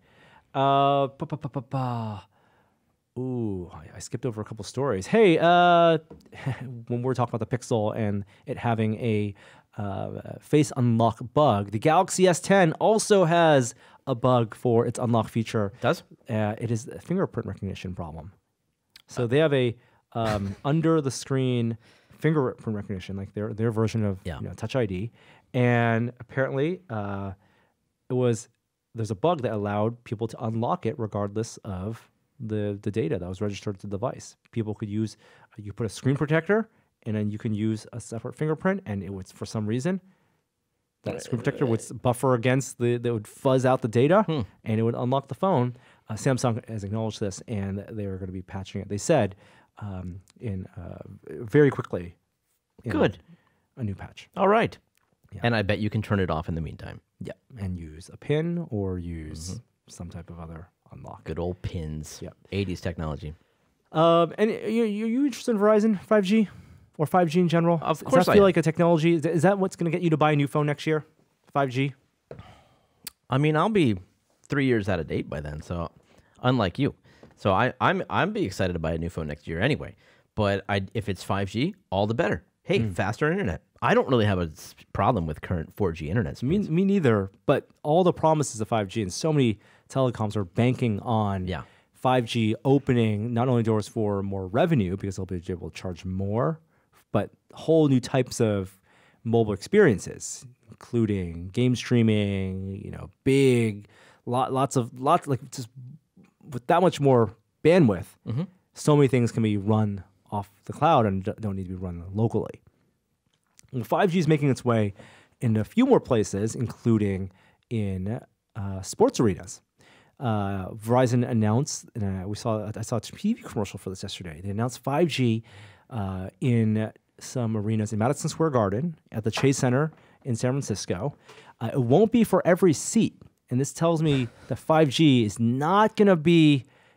I don't even think maybe end of next year it will be as widespread as people want or hope it to be. It's going to be a very slow rollout because even though they have the radios in these arenas, the strength of signal, and because you basically can't go through large obstacles and walls and stuff, it won't even be able to reach every seat in these arenas in a widespread rollout. Does it have the same limitations or trade-offs as the 5 gigahertz Wi-Fi signal does compared to 2? Essentially. Really? Yeah. It's a bigger, more throughput, but you basically have to have more closer to line of sight. Yeah.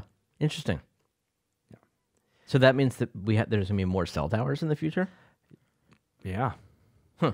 More places. Yep. NFL stadiums are going to also have this.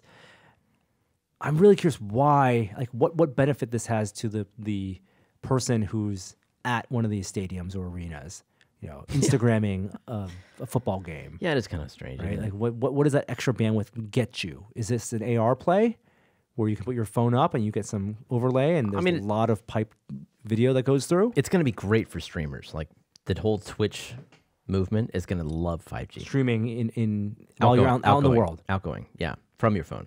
From your phone, from anywhere in the world, high bandwidth, 4K, be great to anywhere else in the world. Yeah. But I don't think people are doing that at sports arenas. Yeah.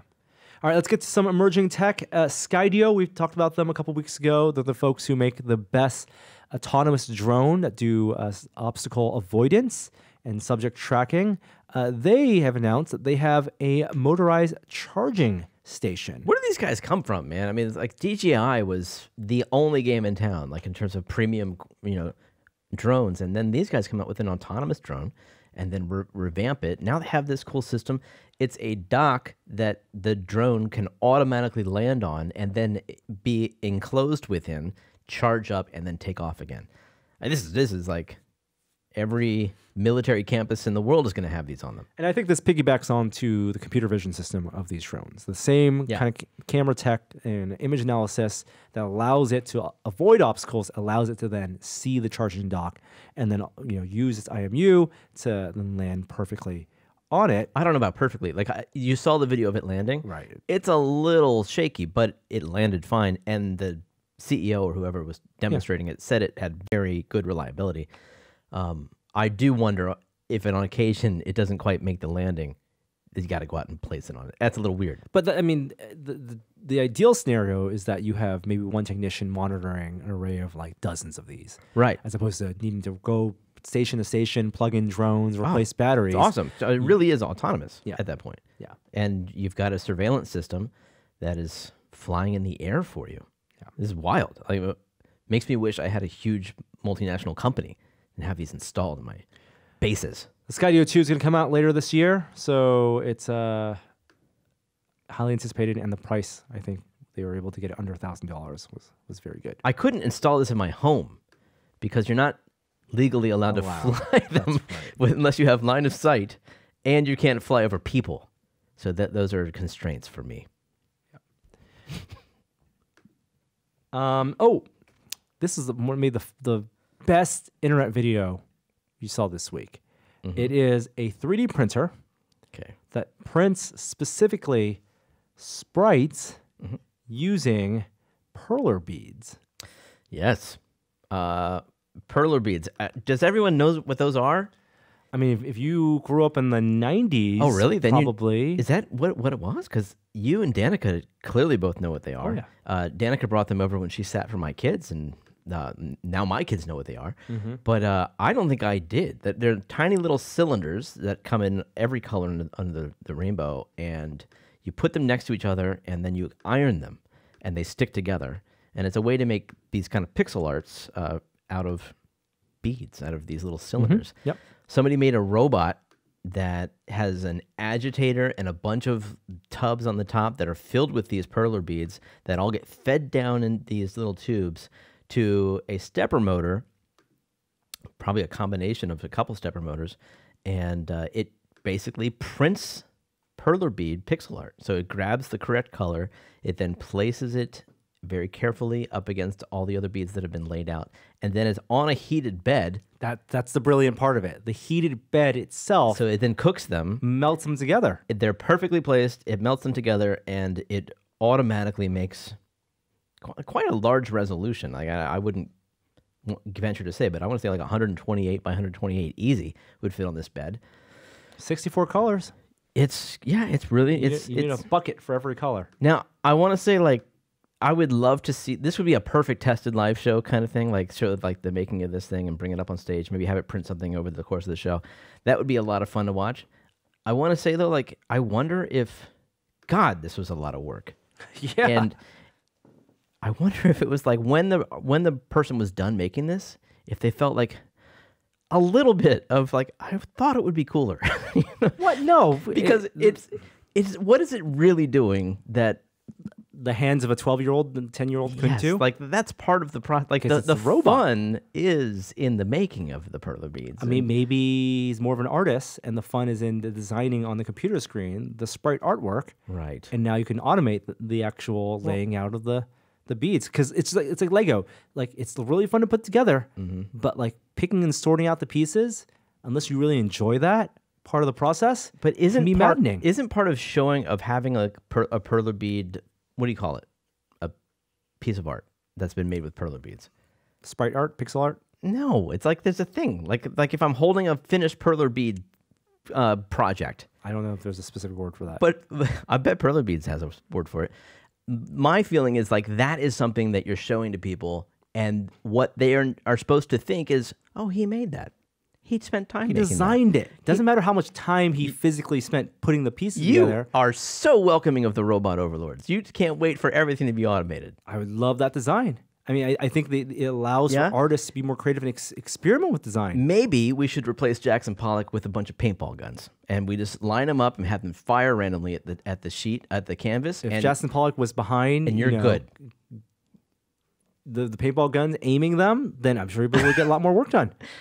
Wow, there you go. All right, there we have it. I think that's our difference. Of I mean, opinion. think of it this way: if someone designed a really intricate piece of pixel art and wanted to do two versions to see A/B test what they like more in terms of like a color scheme, with this printer, they could very easily make two without having to do twice the amount of laying out work. Sorry, it's our internet. It looks so cool. It is amazing. Like, it is an enormous amount of work, and it's ingenious in how well it works. Yeah. The agitators, getting everything to funnel down. Like, I tried to make a little ball ejector for tank ball. Yeah. And that was not a simple process. Like, there's all kinds of jams that happen, and this seems to be working very, very well. Yeah, you don't want to jam. You don't want to miss a pixel. No. No, that would be bad. Yeah. Speaking of 3D printers and a lot of plastic, ISS is getting a 3D printer upgrade. This is really neat. There's a company, Made in Space. They have a plastic recycler that's getting delivered to the ISS this coming weekend. Now, there's already a 3D printer, Yeah, it has been for a little bit. FDM 3D printer. And now they can recycle their failed prints. They can melt down the plastic and create new print material. Now, you could imagine this makes sense for home users as well, but like, where else does it make more sense than on the space station? When material is scarce. Yeah, And exactly. you don't want waste. Right. Waste is expensive. Love it. Material is expensive. Yeah. So they can use parts previously fabricated. Like, you make a tool, you're done using it. Why have it take up space? Turn it back into material, as well as other plastic materials already on the ISS. Like bags and things. Like packaging. That's odd. I like it. I would love to know more about the printer that they use. Like, I believe it's an FDM printer. I believe that it is like Yeah. a standard. Oh, no, totally. It is. It's Yeah. And I suppose that makes sense. Maybe it even has advantages in zero G. But I would like to know more details about it. I want to know if there's anything specific to the space station's needs and use cases that require adjustments that we don't have here on Earth. And of course, probably need to get certified for reliability to run, in space and be repairable, right? Yes, I would imagine that that's a process. Not your typical CNC. Speaking of CNC type devices, we got an update from Glowforge for people who have those laser cutters. Did I add this? Did I add this to the show? I added it. Oh yeah, because I wasn't sure if we wanted to talk about this. Yeah. This is kind of a big deal. Yes. They increased the speed. This is a big deal. Now it's only for etching, but still, that's the part that takes forever. So the basic model got an increase in top speed of about 50%, 1.4x. But on the high end, the Pro model, up to 4 times as fast. Boom. For etching. 4.2 times as fast. That's crazy.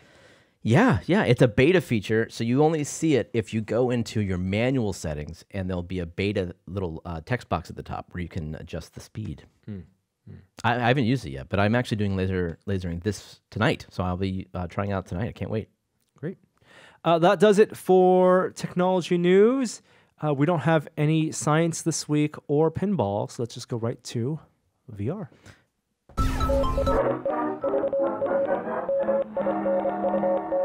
The VR Minute. Virtual reality this week. All right, quite a few things to talk about in the VR world. HTC Cosmos, our review went out. Unfortunately, it's not very good. The tracking was the biggest issue, and HTC has acknowledged this. They put out a blog post saying that they're going to be patching the Cosmos in the next month, in an October software update, and have a lot of fixes for the low light. Specifically wrong with the tracking? It is too sensitive to low light. Low light, you need a lot of light for it to work, essentially, and also it's the tracking is jittery, and there's occlusion problems. You're talking about head tracking or controller tracking? Controller tracking. Okay. Yeah. Head tracking and jitter would be worse. No, they'll be very bad. Okay. Yeah. I mean, things they cannot improve, though, are the ergonomics of the headset itself.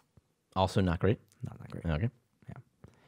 And then what else do we got in VR? We had Oculus Quest patch, build 10.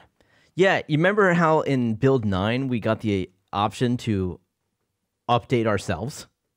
Up until 9, it was you get the update when you get the update. No one knows when that is. They go out, and then there's a week when some people got the update, some people don't got the update. It doesn't seem correlated to countries, because I'm getting it last all the time. Well, we got the update in 9 that allows you to click a button to say manually, get update. Doesn't work. Doesn't work. It only works when you have the update available to you. No. Yes. So, why? in order to get 10, you just had to wait for it to sort of be flagged for you, and then it would either auto-download it or you could click the button. But the likelihood of you having to click the button is pretty slim if you had it plugged in. Update. Yeah. So whatever. I finally got the 10. It seems to have taken away that button to get the update, so it wasn't even useful to begin with. But it does add a much. I don't know if it is a needed feature or expected even, because people were using casting to the phones already. But it has a great feature, which is improved casting with all Android TV, Chromecast devices. So. I can now, you go in on the Quest itself, you go to cast, brings up a list of devices. My TV shows up, my 3-year-old Sony TV, and it will cast directly to that. So it's super cool. And apparently, the actual casting itself, the latency and the picture quality is much better. Oh, okay. That's a big deal. Beat Saber looks 1-to-1. That's really big deal, because previously you could not have a person in the same room where you were casting it, because the audio would be out of sync. Try it out. Okay, I will. Casting is something that's an interesting topic for VR. It's one of the easier ways for people to show, at least in mobile headsets, what people are seeing in VR, but it's not the ideal solution. The ideal solution would, of course, be some type of mixed reality filming. And at the end of this week's projections, we actually got to chat with the folks at Live.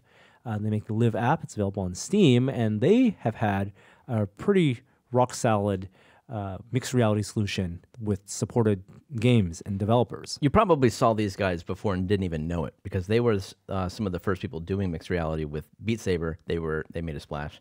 It's why one of the reasons Beat Saber went viral on Facebook was because of the mixed reality video. And that's when you see somebody in virtual reality standing there holding their controllers and basically engaging in VR, which is probably the best way to demonstrate VR. Yeah, totally. Lots of really interesting ways their tech works. Obviously, the SDK has to be supported, but you're asking the game to generate not only left and right eye views, right, versions for stereo viewing in the headset, but a third view, which is a virtual camera, which that's what the SDK is asking to do. There is a calibration process where you tell your real world camera, DSLR, GoPro, whatever, where that is aligned relative to the player. And so then that's where it places the virtual camera. Can it move? So the virtual camera cannot move unless you're using a tracked camera. So like HTC Vive tracked puck. Then it can move, but then you still need to calibrate between the puck and the camera itself. So the standard configuration doesn't require tracking on the camera at all. No, you're saying it's just a fixed camera in space. That's interesting. And so how do you align that? How do you align the virtual camera with the actual camera? You put on the headset, and because they have their own compositor overlaid on top of like Beat Saber, for example, you get these icons that you then triangulate. You put your controller at the icons in 3 spaces. You click, click, click. Okay. And in those 3 spaces, that then tells the camera and the system, okay, I am standing here relative to the camera. Because the very first space is always going to be at the camera lens. But if you wanted to have a... Okay, interesting. So you're lining essentially a fixed camera with a virtual camera. Right. And then you can adjust field of view. You can adjust for what the camera sees, like how wide angle. You're basically aligning your physical representation. And do you feel like it's pretty well aligned at the end? It is very well aligned. Now, here's there's 2 incredibly trippy things about the execution that we were able to demo, and it's in the video. It's really hard to describe. One is you can fake a camera movement. You can fake a camera movement by telling the virtual camera to orbit around the player.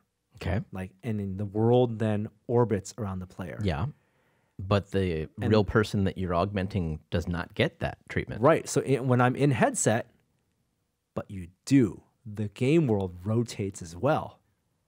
Now, you can adjust the speed for this. And if the game world is moving slowly enough... No. I'm not understanding this. Okay. Because you got the dark side of the moon, right? Like how the other side of the player, the camera, the real world camera is not moving. Right.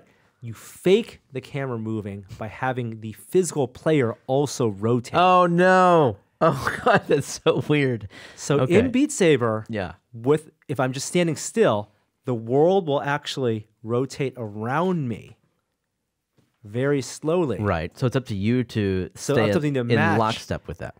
And that then gives the illusion that the camera is rotating around me. And I will tell you this. That's like Portal, man. That's like outside the box thinking. I'll tell you this. When playing Beat Saber, it's like a redirected walking type of illusion. I could not tell that the world was spinning because I was just playing Beat Saber and I was slowly adjusting my body. You could tell. I could tell because the cable would tug against my foot and I would need to step over it. No, but you were moving your feet to rotate. Very, very slightly. Because I'm like moving my feet up and down anyway because I'm just aligning myself to the cubes that are coming at me. But normally you don't move your feet playing Beat Saber. I mean, depends how you play Beat Saber. Okay, fair enough. Right? Yeah. If you're just planting your feet, the world will still. But if you're like kind of moving around as you would in Beat Saber to dodge around the walls and the slice left and right, I couldn't tell. I was like chatting with the guys. I'm like, "Is the world rotating?" I was like, "Yeah, you're turned around right now." That's like, really? And if you watch the video, it looks like the camera is orbiting around the player. You're saying the camera moved 180 degrees. Camera did 360, a full 360. Over what period of time? Over a 2-minute song, and you did two full rotations. So a rotation a minute, essentially. You can adjust the speed too. But you did a rotation a minute, and you're saying you didn't notice. And I did not notice. Wow. Unless I was really trying to pay attention. If I was just engrossed in the song, dollar bills, $100 bills. Okay. And so how is the effect of the fake camera rotation? I'll show you afterward. Incredible. Really? It looks like Like the camera's moving. like the camera's moving. That's nuts. yeah. Wow. Yeah. It's a matrix swoop without not multiple cameras. Yes. Just a single lockdown camera. That's right. Jeez. It's brilliant. That's awesome. That was one thing that blew my mind. The other thing that blew my mind is they have occlusion in this. So if you watch these Beat Saber videos, and Beat Saber is like by far the most popular example. I think there's also compatibility with with Superhot, I believe with AltSpace. But as the cubes come past you, Yeah. right? If you think of the green screen setup, I have a green screen, and it's not difficult for me to look like I'm in front of everything that's in the That's green just screen. standard compositing. That's just compositing, right? But how can I also make it look like the cubes have gone not only behind me, but then also then occlude over me? They used to do this. They required, as I recall, when they were first experimenting with this, they required Unity to support a kind of 2-layer output of the game so that you could render a foreground and a background. That's and put exactly what it's doing. Put the player between. It is rendering, it's taking that view and creating an artificial plane Yeah. that says that's the background where your body occludes it, and that's the foreground where it will occlude over your body with some amount of transparency, right, if they want. So it outputs from the game engine two different, Like essentially up to 4 views. and they can contain alpha. Yes. Wow. Or I think it's alpha because it's black and you use Is it cubes. chroma keyed? Like, is it pink? Where it should be transparent? It's black. Okay. Yeah. Interesting. And how they generate that plane Yeah. is just where your headset is. Okay. Makes sense. Makes sense. Yeah. It's like another like little leap outside the box where you think of like where your head is where they think your body should be and where it's oriented. So are there some minor inaccuracies when you have your hands up in front and behind? exactly, or your hands can't occlude over each other, that kind of thing. But they're going to address that with IK modeling. Okay. So they'll model your body and then kind of see and predict where your hands are supposed to be overlapping to have that occlusion as well. Now, do you need a green screen? Here's the other cool thing. The green screen is like the most basic setup, right? And that's how you would composite, right? And there are systems optimized for green screen. They also showed a demo using depth mapping from a Microsoft Kinect, the Azure version that came out earlier this year, $400. And in that case, using that, you're getting depth map data that will generate where your body is. Yeah. And you're using the actual Kinect's video camera, wide angle camera, which saves you from having the GoPro or the DSLR. Oh, you can actually use that to shoot. That is what you use to shoot. Oh, wow. Is the camera any good on that? It's not bad. It's a 1080, pretty decent. Okay. Wide angle. But that allows you to this really cool effect where you can tell the compositing system, show me with the background. Don't show the game that's supposed to be in the quote unquote background. Just show the game that's supposed to be in the foreground for the occlusion modeling. Okay. And so it looks like I'm interacting with augmented objects in the foreground. In Beat Saber, that things would come towards you, but then I could see behind you into the real world. Yes, or you can rotate the game around completely Yeah. and have the cubes coming at you. Yeah. And I have these lightsabers in front of me. This is the kind of thing that commercials need. It's like real-time effects. Filmmakers could use this. Yeah. Sure. I mean, 'Cause- does it look that good? Like, If you track the camera, you could always put a different camera on the Kinect if you needed. yeah, sure. Yeah, and you just need to have some alignment. And again, if you then also have a Vive tracker, you can generate an augmented composite of the world because as long as you have either the IK modeling or the headset generating that plane, Yeah. you can have transparent objects in front of you that would work, that would occlude properly. And you could have a virtual simulation. And I could be in headset interacting with these things, or I could just mime them. It's like the next level of your local television green screen weather report. Well, instead of Tom Cruise moving his hands around and having a CG artist map the augmented objects to Tom Cruise, Right. Tom Cruise could actually use an interface. Yeah. Like, that's the real difference. But you'd have to wear a headset, though. That's to see true. it. Now the CG artist has to remove the headset. Remove the headset. Yeah. But like I said, that's why it's the weather reporter. Yeah. It's the meteorologist memorizing where those objects are in the green screen, except it doesn't need to be behind them. It can also be Yeah. in front of them. Yeah, that's super cool. And so I don't know if said a whole lot at the top of this, but they're coming out with something anybody can do this with, right? It's out right now. Oh, it's already out. Yeah, the Kinect stuff is out right now. The green screen stuff is out right now. It's free on Steam, and they're just looking for developers to integrate into their SDK. Really? Anyone using Unity. What is their revenue model? Like, how do they make money? I'm not sure. They're backed by a bunch of people. Beat Saber backs them. I mean, I imagine that developers must hire them to show off their games. And that's the big secret. They made the commercials for Beat Saber that we saw at like Oculus Connect. Oh, cool. Yeah, they made the Quest commercials. So they have some business model. Okay, lots of bits of VR news. GTA 5 VR. Well, yeah. So I don't know. Do you remember GTA 5? Came out a few years ago now. Yes. It's IGN calls it one of the best games ever made, somewhere near the top 10, if not in the top 10. And there was a GTA 5 VR mod a while ago. It has not worked in months. Someone's made a new one. Now, it's not full on VR. There aren't motion controls. You can't, you don't have hand presence. Yeah. I don't even think, I think that the head tracking actually can't even do full 360. I think it has to be articulated to the skeletal structure of the actual player. Okay. So it's kind of limited, but Good for cockpit stuff. yeah, and like since they added the first person mode, like all that's in there. You can fly jets, you can ride the roller coaster, you can drive cars, Yeah. and you can skydive. You can do everything. Like you can experience the game as long as you work within the constraints. It's a free mod. It actually looks like quite tempting. Like I don't know if I'm up to loading up GTA 5 again. Like that's the real commitment in terms of time. Like I'm having trouble enough getting through Asgard's Wrath. Give me Red Dead Redemption 2 in VR. Do you really want that? I really want that. Yeah. I really want that. I mean, the PC version's coming out. Like there's hopes and dreams about there being a VR mode, but Yeah. I wouldn't hold my breath. Ride that horse. I mean, there's Red Dead Online. I want to play those cross-play VR, PC players. Yeah. I wonder, like, I'm really hoping that somebody's backed GTA 6 into having a VR mode. Like, I could see Sony doing that. Since they're the ones that have put all this backing into PSVR, they got their next version of PlayStation coming out. It's hopefully going to have a great VR solution. They need a killer app. God, that would be great. Interesting application of VR, foosball, table soccer.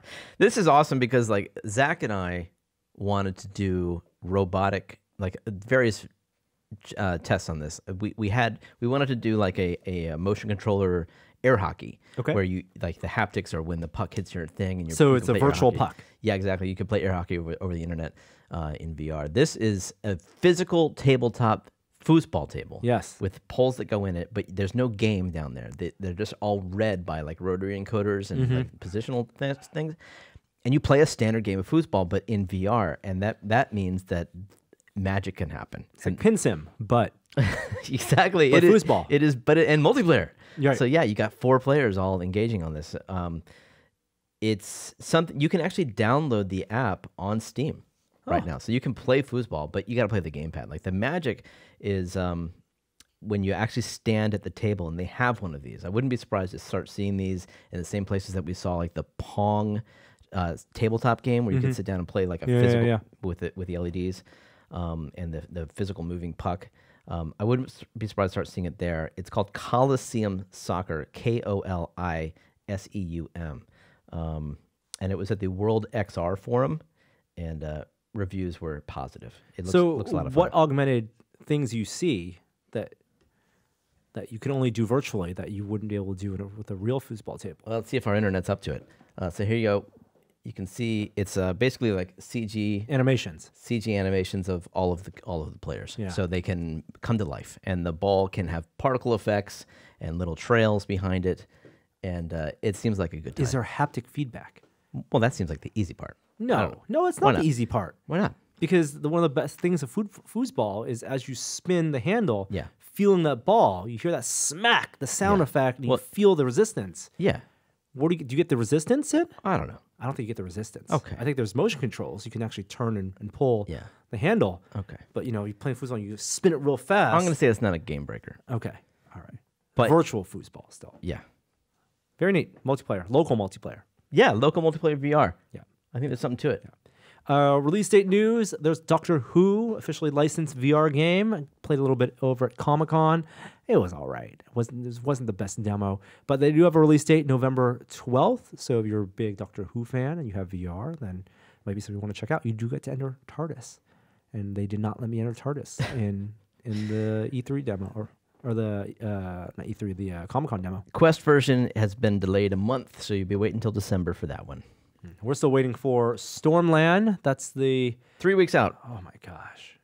All right, gonna be a lot of VR games to play this holiday season. Yes.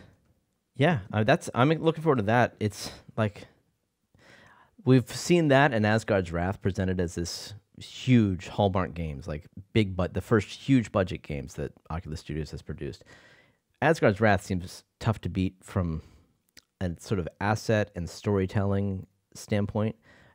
I'll be interested to see what Stormland brings, because it's a completely different game type. I mean, it's a multiplayer, essential roguelike, first-person 3D action game with locomotion that's wildly different from anything that I've seen Oculus Studios produce before. The graphics we've seen are excellent, Incredible. but the random generated worlds are what I'm interested in seeing. Like how good do those look? And this is one where I definitely, one of the reasons I'm building a new PC is to do both Asgard's Wrath and Stormland in Oculus Link. I have started to wonder if Link's a good solution for that, because Why? Because I've been doing so much Asgard's Wrath Yeah. in my CV1. Yep. When I go to put on my Rift now, I do realize that it's less comfortable. And The Quest, I'm sorry, yes, even with the Franken Quest. yes, it is. Franken Quest is better than Standard Quest, but still, it is not as comfortable as a Rift. For long periods. Yes, and Even so with the high resolution. I'm going to be first in line to try it. I can't wait for Link 2. But if I do find that it's not good for long play sessions, I might consider A Rift S? Might consider upgrading to a Rift S just to get that resolution. A dead platform? Don't be. I'm kidding. Oh, that's I'm so kidding. mean. I'm kidding. You know what? The RGB subpixels, Rift S. Not just that. Overlink, it does have its advantages. It has no recompression, so it's going to be lower latency. Yep. It's lighter weight. Bigger tracking volume. Yes. So Yeah. No, I completely agree. I'll probably be playing on Rift S to start. Budget Cuts 2 is coming out to Rift on December 12th, if you haven't played that yet. And also, I think out this week is Borderlands 2 VR, but Mediocre it's reviews. Mediocre reviews and no multiplayer. and expensive. Yeah, $50. Is it only? I thought it was more than that. I thought it was like over 60. I think $50. Yeah.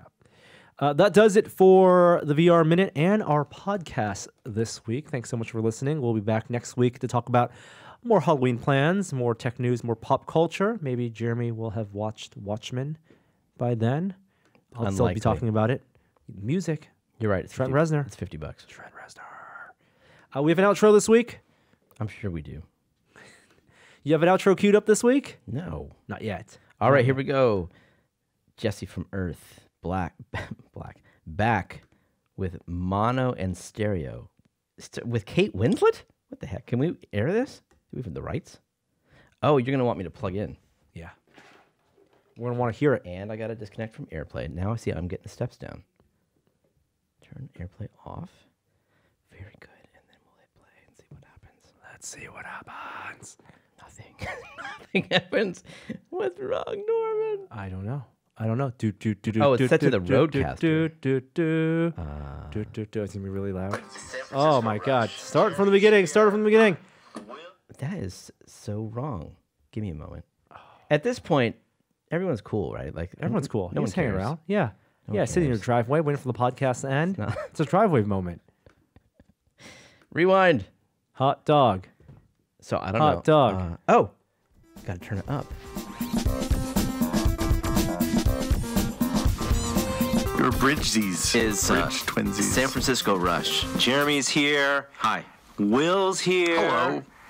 Kishore's not here. I'm this week's Kishore. That's right. And now, a moment of science. Too early. Mono. Yeah, stereo. Right. Future. Oh, stereo. Future. Yeah, That's right. mono of science. Yeah, stereo. Right. Future. Oh, stereo. Future. Yeah, That's right. Silence. Future. Silence. Future. A little bit to the left. A little bit to the right. That's right. That's right. A little bit to the left. Future. Left. Left. Left. A little bit to the right. Right. Silence. That's right. That's right. Future. Nice sight. The speed of light. Growl. Future. Richness in the tone. Silence. That's right. That's right. Future. Stereo. Mixed down mono. Future. That's right. That's right. Mono. Silence. Yeah. Stereo. Right. Future. Oh. Stereo. Future. Yeah. That's right. That's right. Low and rumbly. Oh, fuck, an earthquake. And then you also had Kate Winslet, who played what's her daughter. name? No. No.